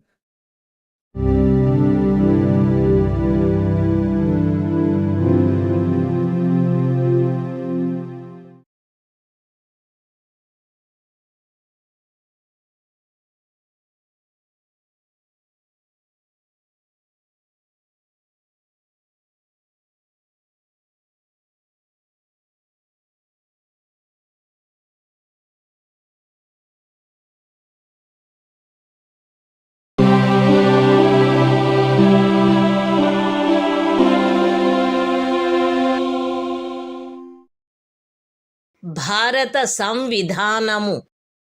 భాగము 5. సంఘము. అధ్యాయం 2. Parliament. సాధారణ విషయములు. Article 81. Lok Sabha సంరచన. 1. 331వ అనుచ్ఛేదము యొక్క నిబంధనలకు అధ్యయనమై లోక్సభ ఈ క్రింది వారితో కూడియుండవలెను. ఏ. రాజ్యములలోని ప్రాదేశిక నియోజకవర్గముల ప్రత్యక్ష ఎన్నిక ద్వారా ఎంపిక చేయబడిన 530 మందికి మించని సభ్యులు. బి. పార్లమెంటు శాసనము ద్వారా నిబంధించిన రీతిగా ఎంపిక చేయబడి సంఘ రాజ్య క్షేత్రములకు ప్రాతినిధ్యం వహించు 20 మందికి మించని సభ్యులు. 2. ఖండము 1లోని ఉపఖండము ఏ నిమిత్తము ఏ. ఒక రాజ్యపు స్థానముల సంఖ్యకును దాని జనసంఖ్యకును గల నిష్పత్తి ఆచరణీయమైనంత మేరకు అన్ని రాజ్యములకు ఒకే రీతిగా ఉండునట్లు లోక్సభలోని స్థానములు ప్రతి ఒక్క రాజ్యమునకు కేటాయించబడవలెను. మరియు బి. ప్రతి ప్రాదేశిక నియోజకవర్గపు జనసంఖ్యకును ఆ నియోజకవర్గమునకు కేటాయించబడిన స్థానముల సంఖ్యకును గల నిష్పత్తి ఆచరణీయమైనంత మేరకు రాజ్యము అంతటను ఒకే రీతిగా ఉండునట్లు ప్రతి రాజ్యము ప్రాదేశిక నియోజకవర్గములుగా విభజించబడవలెను. అయితే ఏదేని రాజ్యమునందలి జనసంఖ్య 60 లక్షలకు మించనంత వరకు ఆ రాజ్యమునకు లోక్సభ స్థానములను కేటాయించు నిమిత్తము ఈ ఖండము యొక్క ఉపఖండము ఏలోని నిబంధనలు వర్తించవు. 3. ఈ అనుచ్ఛేదములో జనసంఖ్య అను పదమునకు కడపటిదియు అందుకు సంబంధించిన అంకెలు ప్రచురణ చేయబడినట్టిదియు అగు జనగణనలో అభినిశ్చితమైన జనసంఖ్య అని అర్థము. అయితే ఈ ఖండములో కడపటిదియు అందుకు సంబంధించిన అంకెలు ప్రచురణ చేయబడినట్టిదియు అగు జనగణనకు గల నిర్దేశమును 2026వ సంవత్సరము పిమ్మట చేయబడు మొదటి జనగణనకు సంబంధించిన అంకెలు ప్రచురింపబడు వరకు 1. ఖండము 2 యొక్క ఉపఖండము ఏ మరియు ఆ ఖండమునకు గల వినాయింపు నిమిత్తము 1971వ సంవత్సరపు జనగణనకు నిర్దేశమైనట్లు మరియు 2. ఖండము 2 యొక్క ఉపఖండము బి నిమిత్తము 2001వ సంవత్సరపు జనగణనకు నిర్దేశమైనట్లు అన్వయించుకొనవలెను. The Constitution of India, Part 5, The Union. Chapter 2, Parliament, General. Article 81. Composition of the House of the People. 1. Subject to the provisions of Article 331, the House of the People shall consist of a. Not more than 530 members chosen by direct election, from territorial constituencies in the states. And b. Not more than 20 members to represent the Union territories, chosen in such manner, as Parliament may by law provide. 2. For the purposes of sub-clause A of Clause 1. There shall be allotted to each state, a number of seats in the House of the People, in such manner, that the ratio between that number, and the population of the state is, so far as practicable, the same for all states. And b. Each state shall be divided into territorial constituencies, in such manner, that the ratio between the population of each constituency, and the number of seats allotted to it is, so far as practicable, the same throughout the state. Provided that, the provisions of sub-clause A of this clause, shall not be applicable, for the purpose of allotment of seats, in the House of the People, to any state, so long as the population of that state does not exceed 6 millions. 3. In this article, the expression population means the population is ascertained at the last preceding census, of which the relevant figures have been published. Provided that the reference in this clause to the last preceding census of which the relevant figures have been published shall, until the relevant figures for the first census taken after the year 2026 have been published, be construed 1. For the purposes of sub-clause A of Clause 2, and the proviso to that clause, as a reference to the 1971 census. And 2. For the purposes of sub-clause B of Clause 2, as a reference to the 2001 census.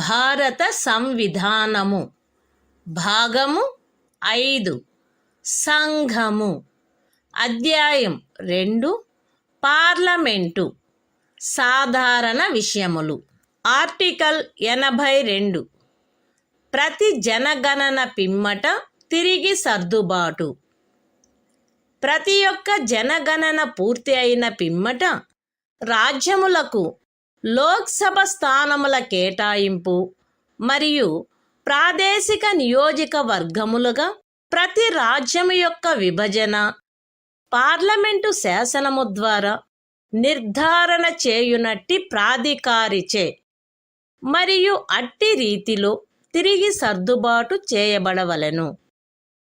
అయితే అట్లు తిరిగి చేయబడిన సర్దుబాటు అప్పుడు అస్తిత్వములోనున్న లోక్సభ విఘటితమగు వరకు ఆ సభలోని ప్రాతినిధ్యమునకు భంగము కలిగించరాదు. అంతేగాక అట్లు తిరిగి చేయబడిన సర్దుబాటు రాష్ట్రపతి ఉత్తర్వు ద్వారా నిర్దిష్టపరచు తేదీన అమలులోనికి వచ్చును మరియు అట్టి సర్దుబాటు అమలులోనికి వచ్చు వరకు ఆ సదనమునకు చెందిన ఏదేని ఎన్నికను అట్టి సర్దుబాటునకు పూర్వము ఉన్న ప్రాదేశిక నియోజకవర్గముల ప్రాతిపదికపై జరపవచ్చును. అంతేగాక ఇంకను 2026వ సంవత్సరము పిమ్మట చేయబడిన మొదటి జనగణనకు సంబంధించిన అంకెలు ప్రచురించబడు వరకు ఈ అనుచ్ఛేదము క్రింద 1. 1971వ సంవత్సర జనగణన ప్రాతిపదికపై తిరిగి సర్దుబాటు చేయబడినట్లు లోక్సభలో రాజ్యములకు స్థానముల కేటాయింపును చేయుటను. 2. ప్రతి ఒక్క రాజ్యమును 2001వ సంవత్సర జనగణన ప్రాతిపదికపై తిరిగి సర్దుబాటు చేయబడు ప్రాదేశిక నియోజకవర్గములుగా విభజించుటను తిరిగి సర్దుబాటు చేయుట ఆవశ్యకము కాదు. The Constitution of India, Part 5, The Union. Chapter 2, Parliament, General. Article 82. Readjustment after each census. Upon the completion of each census, the allocation of seats in the House of the People to the states, and the division of each state into territorial constituencies, shall be readjusted by such authority, and in such manner as Parliament may by law determine, provided that such readjustment shall not affect representation in the House of the People until the dissolution of the then existing House. Provided further that such readjustment shall take effect from such date as the President may, by order, specify.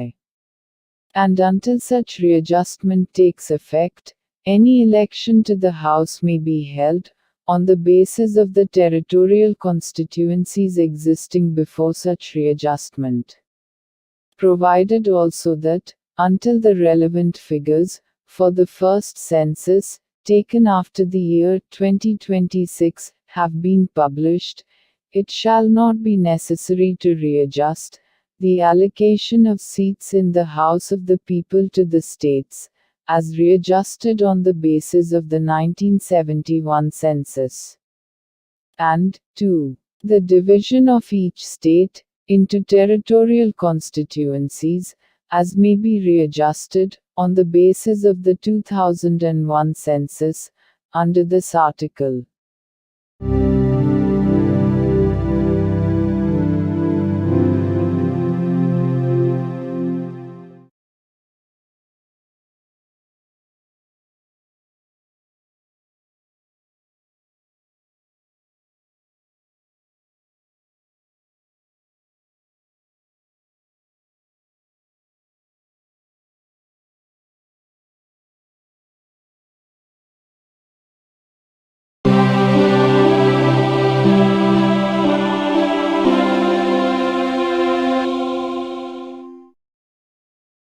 భారత సంవిధానము భాగము 5 సంఘము అధ్యాయం 2 parliament సాధారణ విషయములు article 83 parliament యొక్క సదనముల కాలావధి 1 రాజ్యసభ విఘటనకు లోను కాదు కానీ parliament శాసనము ద్వారా తద్విషయమున చేయు నిబంధనలను అనుసరించి రాజ్యసభ సభ్యులలో వీలైనంత దగ్గర సంఖ్యలో గల 3వ వంతు మంది ప్రతి 2వ సంవత్సరము ముగిసిన మీదట వీలైనంత త్వరితముగా పదవి నుండి విరమించవలెను. 2. లోక్సభ దాని మొదటి సమావేశమునకై నియతమైన తేదీ నుండి 5 సంవత్సరముల పాటు ఆ లోపున విఘటన చేయబడిననే తప్ప కొనసాగవలెను, అంతకు మించి కొనసాగరాదు. సదరు 5 సంవత్సరముల కాలావధి యొక్క ముగింపు ఆ సదనము యొక్క విఘటనగా ప్రవర్తితము కావలెను. అయితే ఆ తైక్యతను గూర్చిన అధిప్రఖ్యానము అమలులోనున్నప్పుడు ఒక్కొక్కసారి ఒక్కొక్క సంవత్సరమునకు మించకుండునట్లును, ఏ సందర్భములోనైనను సదరు అధిప్రఖ్యానము యొక్క అమలు ఆగిపోయిన తరువాత 6 మాసములకు మించకుండునట్లును సదరు కాలావధిని పార్లమెంటు శాసనము ద్వారా పొడిగించవచ్చును. The Constitution of India, Part 5, The Union. Chapter 2, Parliament, General. Article 83. Duration of Houses of Parliament. 1. The Council of States shall not be subject to dissolution, but, as nearly as possible, 1/3 of the members thereof shall retire, as soon as may be on the expiration of every second year, in accordance with the provisions made in that behalf by Parliament, by law. 2. The House of the People, unless sooner dissolved, shall continue for 5 years from the date appointed for its first meeting, and no longer and the expiration of the said period of 5 years shall operate as a dissolution of the House, provided that the said period may, while a proclamation of emergency is in operation, be extended by Parliament by law, for a period not exceeding 1 year at a time, and not extending in any case beyond a period of 6 months, after the proclamation has ceased to operate.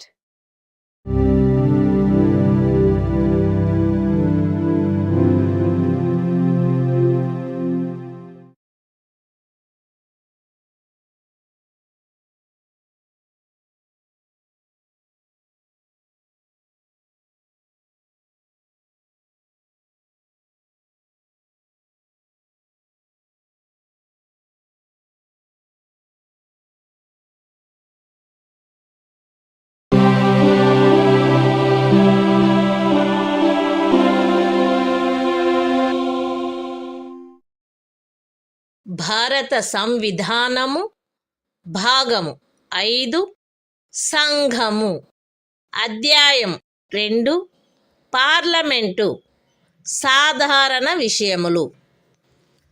Article 84 parliament సభ్యత్వమునకు అర్హత.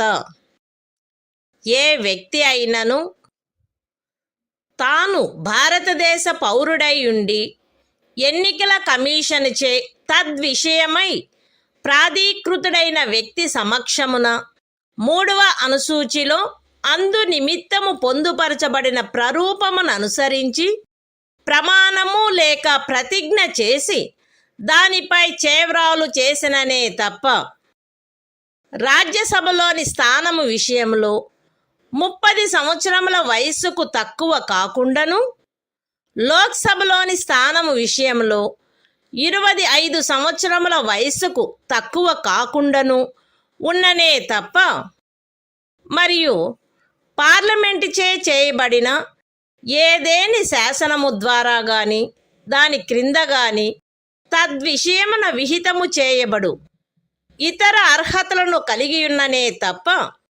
పార్లమెంటులోని స్థానమును పూరించుటకై ఎంపిక చేయబడుటకు అర్హుడు కాడు. The Constitution of India, Part 5, The Union. Chapter 2, Parliament, General. Article 84. Qualification for membership of Parliament. A person shall not be qualified to be chosen to fill a seat in Parliament, unless he is a citizen of India, and makes and subscribes, before some person, authorized in that behalf by the Election Commission, an oath or affirmation according to the form set out for the purpose, in the third schedule. B. Is, in the case of a seat in the Council of States, not less than 30 years of age, and, in the case of a seat in the House of the People, not less than 25 years of age. And, C. Possesses such other qualifications, as may be prescribed, in that behalf, by or under, any law made by Parliament.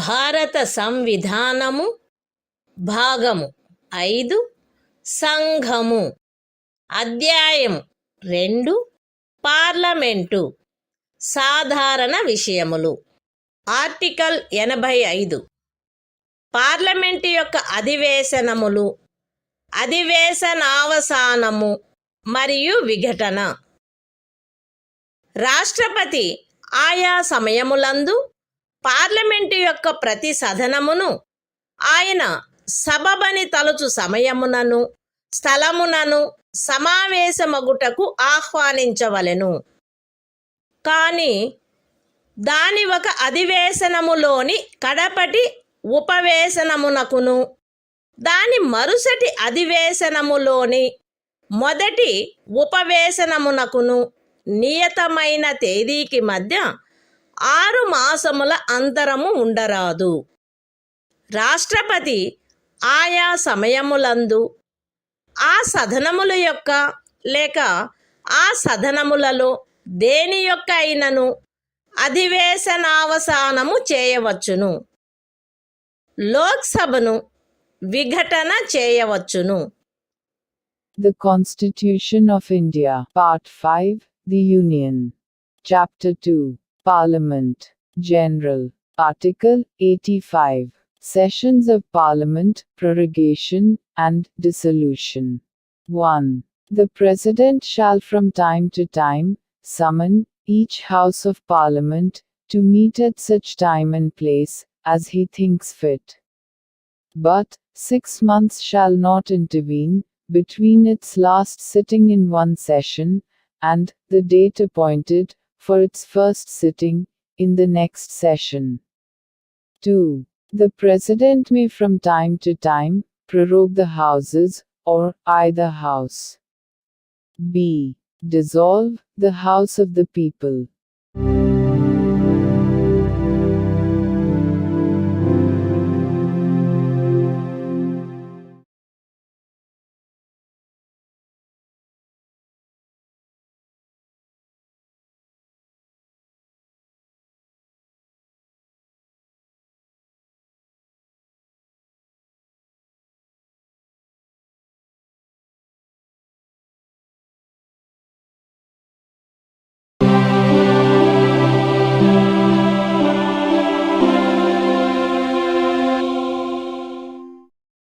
భారత సంవిధానము భాగము 5 సంఘము అధ్యాయం 2 parliament సాధారణ విషయములు article 86 సదనములలో ప్రసంగించుటకు మరియు సందేశములను పంపుటకును రాష్ట్రపతికి గల హక్కు. రాష్ట్రపతి పార్లమెంటు యొక్క ఏ సదనములోనైనను కలిసి సమావేశమైన ఉభయ సదనములలోనైనను ప్రసంగించవచ్చును మరియు అందు నిమిత్తము సభ్యుల హాజరును కోరవచ్చును. రాష్ట్రపతి పార్లమెంటు యొక్క ఏ సదనమునకైనను పార్లమెంటులో అప్పటికి పెండింగులో ఉన్న బిల్లులను గూర్చి లేక అన్యతా సందేశములను పంపవచ్చును. మరియు ఏ సదనమునకు అట్టి సందేశము పంపబడునో ఆ సదనము ఏ విషయమును పర్యాలోచించుటకు ఆ సందేశము ద్వారా ఆపేక్షించబడినదో ఆ విషయమును గూర్చి వీలైనంత త్వరితముగా పర్యాలోచించవలెను. The Constitution of India, Part 5, The Union. Chapter 2, Parliament, General. Article 86. Right of President to address and send messages to Houses. 1. The President may address either House of Parliament or both Houses assembled together, and, for that purpose, require the attendance of members. 2. The President may send messages to either House of Parliament, whether with respect to a bill then pending in Parliament or otherwise. And a House to which any message is so sent, shall, with all convenient dispatch, consider any matter required by the message to be taken into consideration.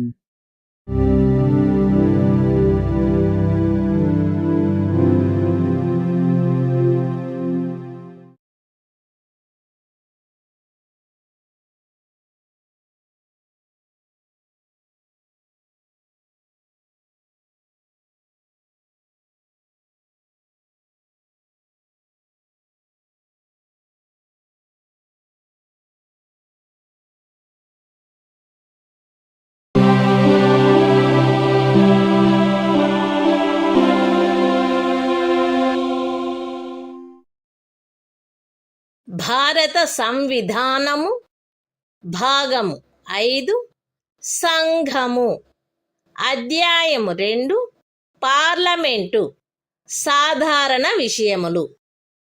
Article 87 రాష్ట్రపతి విశేష ప్రసంగము.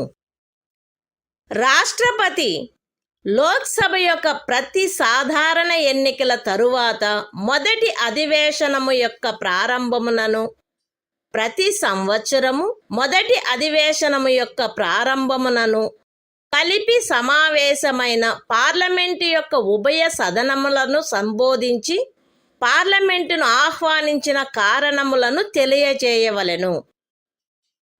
ఉభయ సదనముల ప్రక్రియలను క్రమబద్ధము చేయు నియమావళి ద్వారా రాష్ట్రపతి ప్రసంగములో నిర్దేశించబడిన విషయములను చర్చించుటకై కాలమును కేటాయించుట చేయబడవలెను.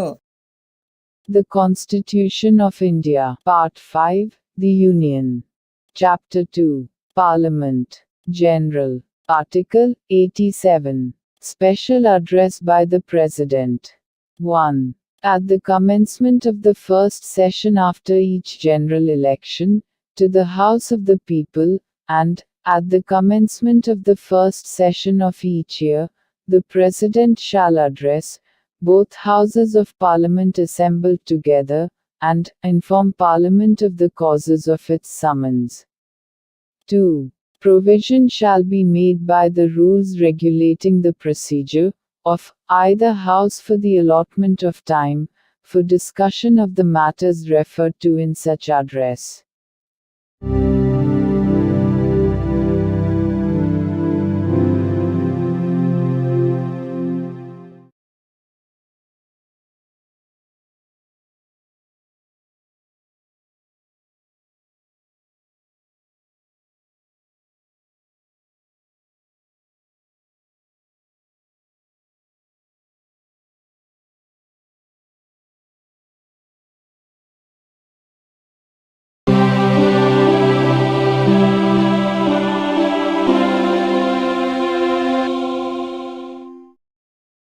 భారత సంవిధానము భాగము 5 సంఘము అధ్యాయము 2 పార్లమెంటు సాధారణ విషయములు.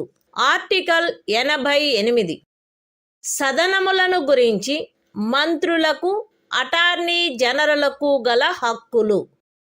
ప్రతి మంత్రి మరియు భారతదేశ అటార్నీ జనరల్ను ఉభయ సదనములలో దేనియందైనను ఆ సదనముల సంయుక్త ఉపవేశనములోనైనను ఆయన సభ్యుడిగా పేర్కొనబడిన పార్లమెంటు యొక్క ఏ కమిటీలోనైనను మాట్లాడుటకును అన్యథా వాటి కార్యకలాపములలో పాల్గొనుటకును హక్కు కలిగియుండును. కానీ ఈ అనుచ్ఛేదమును పురస్కరించుకొని ఆయన అందు ఓటు చేయుటకు హక్కు కలిగియుండడు. The Constitution of India, Part 5, The Union. Chapter 2, Parliament, General. Article 88. Rights of Ministers and Attorney General. As respects Houses, every Minister and the Attorney General of India shall have the right to speak in, and otherwise to take part in the proceedings of either House, any joint sitting of the Houses, and any committee of Parliament, of which he may be named a member, but shall not by virtue of this article be entitled to vote.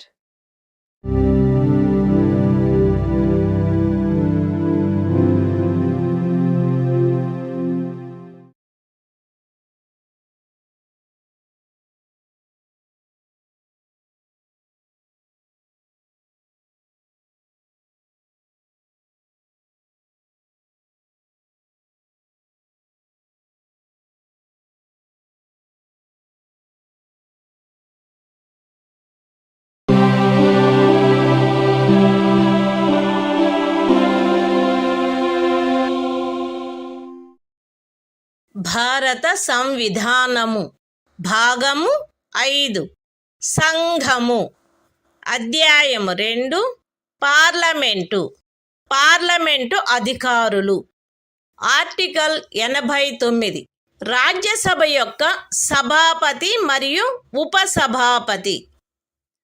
భారతదేశ ఉపరాష్ట్రపతి పదవీ రీత్యా రాజ్యసభ యొక్క సభాపతి అయి ఉండును. రాజ్యసభ వీలైనంత త్వరగా ఆ సభ యొక్క సభ్యులలో ఒకరిని ఉపసభాపతిగా ఎంపిక చేసుకొనవలెను మరియు ఉపసభాపతి పదవి ఖాళీ అయినప్పుడెల్లను సభ మరొక సభ్యుని ఉపసభాపతిగా ఎంపిక చేసుకొనవలెను.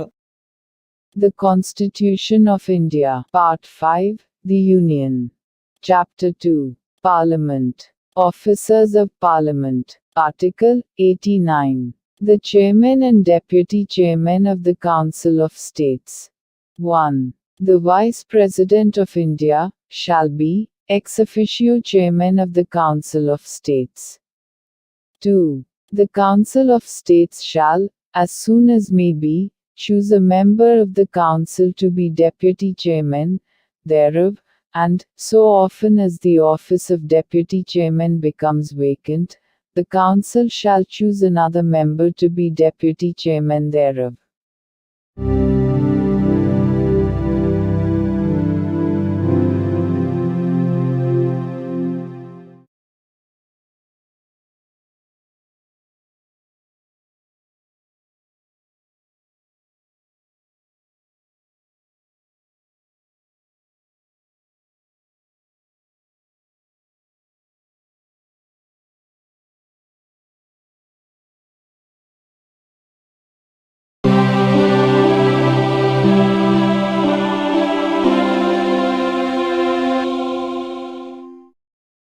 భారత సంవిధానము భాగము 5 సంఘము.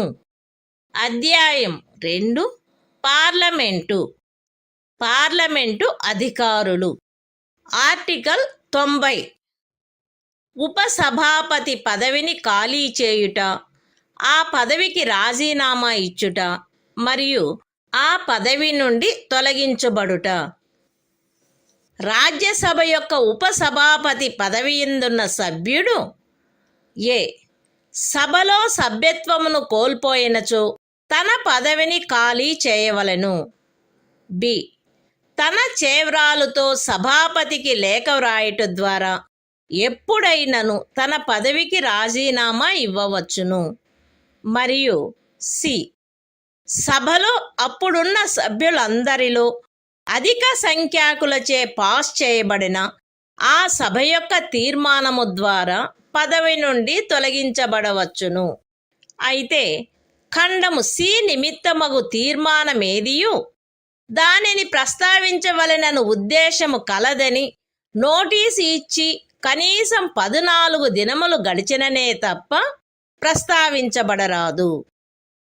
The Constitution of India, Part 5, The Union.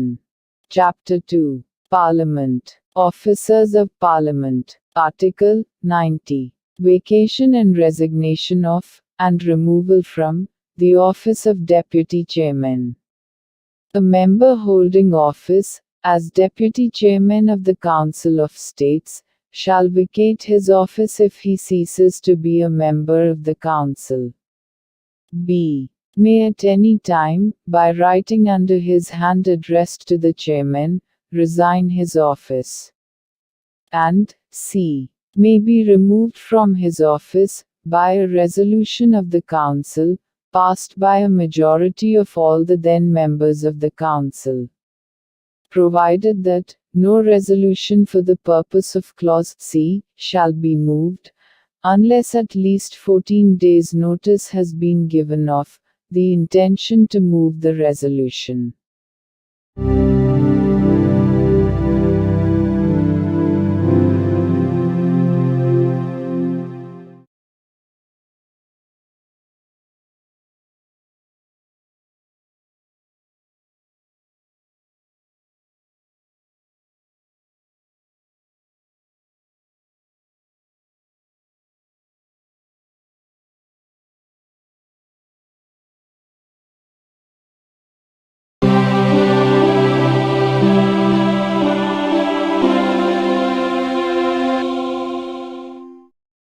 భారత సంవిధానము భాగము 5 సంఘము అధ్యాయము 2 పార్లమెంటు అధికారులు. ఆర్టికల్ 91. సభాపతి పదవికి చెందిన కర్తవ్యములను నిర్వహించుటకు గాని, సభాపతిగా వ్యవహరించుటకు గాని, ఉపసభాపతి లేక ఇతర వ్యక్తికి గల అధికారము.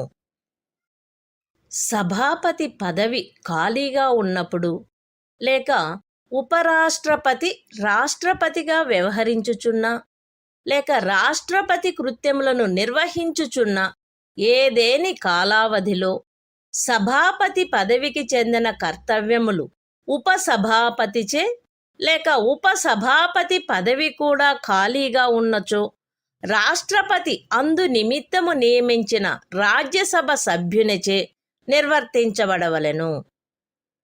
రాజ్యసభ యొక్క ఏదేని ఉపవేశనమునందు సభాపతి హాజరులో లేనప్పుడు ఉపసభాపతి లేక ఉపసభాపతి కూడా హాజరులో లేనప్పుడు సభ యొక్క ప్రక్రియా నియమావళిచే నిర్ధారణ చేయబడు వ్యక్తి లేక అట్టి ఏ వ్యక్తియూ హాజరులో లేనప్పుడు సభచే నిర్ధారణ చేయబడు ఎవరేని ఇతర వ్యక్తి సభాపతిగా వ్యవహరించవలెను. The Constitution of India, Part 5, The Union. Chapter 2, Parliament. Officers of Parliament. Article 91. Power of the Deputy Chairman, or other person, to perform the duties of the office of, or to act as, Chairman. 1. While the office of Chairman is vacant, or during any period when the Vice President is acting as, or discharging the functions of, President, the duties of the office shall be performed by the Deputy Chairman. Or, if the office of Deputy Chairman is also vacant, by such member of the Council of States as, the President may appoint for the purpose. 2. During the absence of the Chairman from any sitting of the Council of States, the Deputy Chairman, or, if he is also absent, such person as may be determined by the rules of procedure of the Council, or, if no such person is present, such other person as may be determined by the council, shall act as chairman.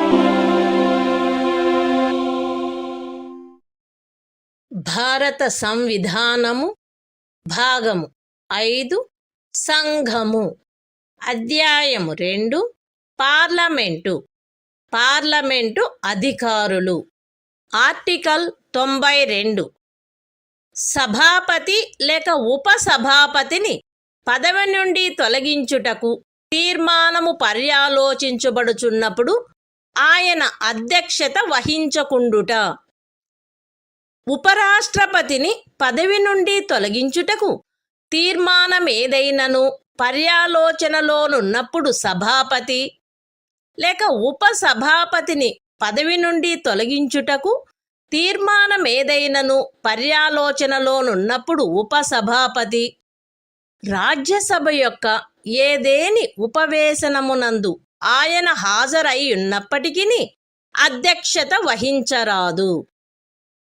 అట్టి ప్రతి ఉపవేశమునకు 91వ అనుచ్ఛేదములోని ఖండము 2 యొక్క నిబంధనలు సందర్భానుసారముగా సభాపతి లేక ఉపసభాపతి హాజరులో లేనట్టి ఉపవేశనమునకు వర్తించునటులనే వర్తించును. ఉపరాష్ట్రపతిని పదవి నుండి తొలగించుటకు తీర్మానమేదైనను రాజ్యసభలో పర్యాలోచనలోనున్నప్పుడు ఆ సభలో మాట్లాడుటకును అన్యథా దాని కార్యకలాపములలో పాల్గొనుటకును సభాపతి హక్కు కలిగియుండును. కాని 100వ అనుచ్ఛేదములో ఏమి ఉన్నప్పటికీ అట్టి తీర్మానముపై గాని ఆ కార్యకలాపములలో ఏదేని ఇతర విషయముపై గాని ఓటు చేయుటకు ఆయనకు బొత్తిగా హక్కు ఉండదు. The Constitution of India, Part 5, The Union. Chapter 2, Parliament. Officers of Parliament. Article 92. The chairman or the deputy chairman, not to preside, while a resolution for his removal from office is under consideration. 1. At any sitting of the Council of States, while any resolution for the removal of the Vice President from his office is under consideration, the Chairman, or while any resolution for the removal of the Deputy Chairman from his office is under consideration, the Deputy Chairman shall not, though he is present, preside. And, the provisions of Clause 2 of Article 91 shall apply in relation to every such sitting, as they apply in relation to a sitting from which the chairman, or, as the case may be, the deputy chairman, is absent. 2. The chairman shall have the right to speak in, and, otherwise to take part in the proceedings of, the Council of States, while any resolution for the removal of the Vice President from his office is under consideration in the Council, but, notwithstanding anything in Article 100, shall not be entitled to vote at all on such resolution, or on any other matter during such proceedings.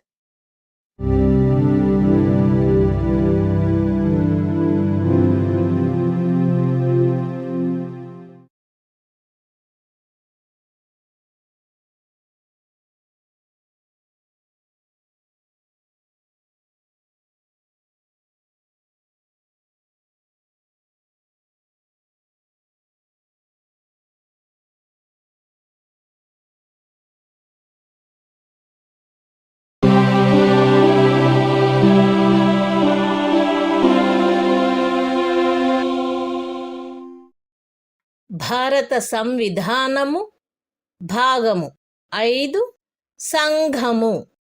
అధ్యాయము 2 parliament అధికారులు. Article 93 Lok Sabha అధ్యక్షుడు మరియు ఉపాధ్యక్షుడు. లోక్సభ వీలైనంత త్వరితముగా ఆ సదనం యొక్క సభ్యులలో ఇద్దరిని క్రమముగా అధ్యక్ష ఉపాధ్యక్ష పదవులకు ఎంపిక చేసుకొనవలెను మరియు అధ్యక్ష పదవి గాని ఉపాధ్యక్ష పదవి గాని ఖాళీ అయినప్పుడెల్లను ఆ సభ మరొక సభ్యుని సందర్భానుసారముగా అధ్యక్షుడుగా లేక ఉపాధ్యక్షుడుగా ఎంపిక చేసుకొనవలెను. The Constitution of India, Part 5, The Union. Chapter 2, Parliament. Officers of Parliament. Article 93. The Speaker and Deputy Speaker of the House of the People. The House of the People shall, as soon as may be, choose 2 members of the House, to be respectively Speaker and Deputy Speaker thereof, and so often as the office of Speaker or Deputy Speaker becomes vacant, the House shall choose another member to be Speaker or Deputy Speaker, as the case may be.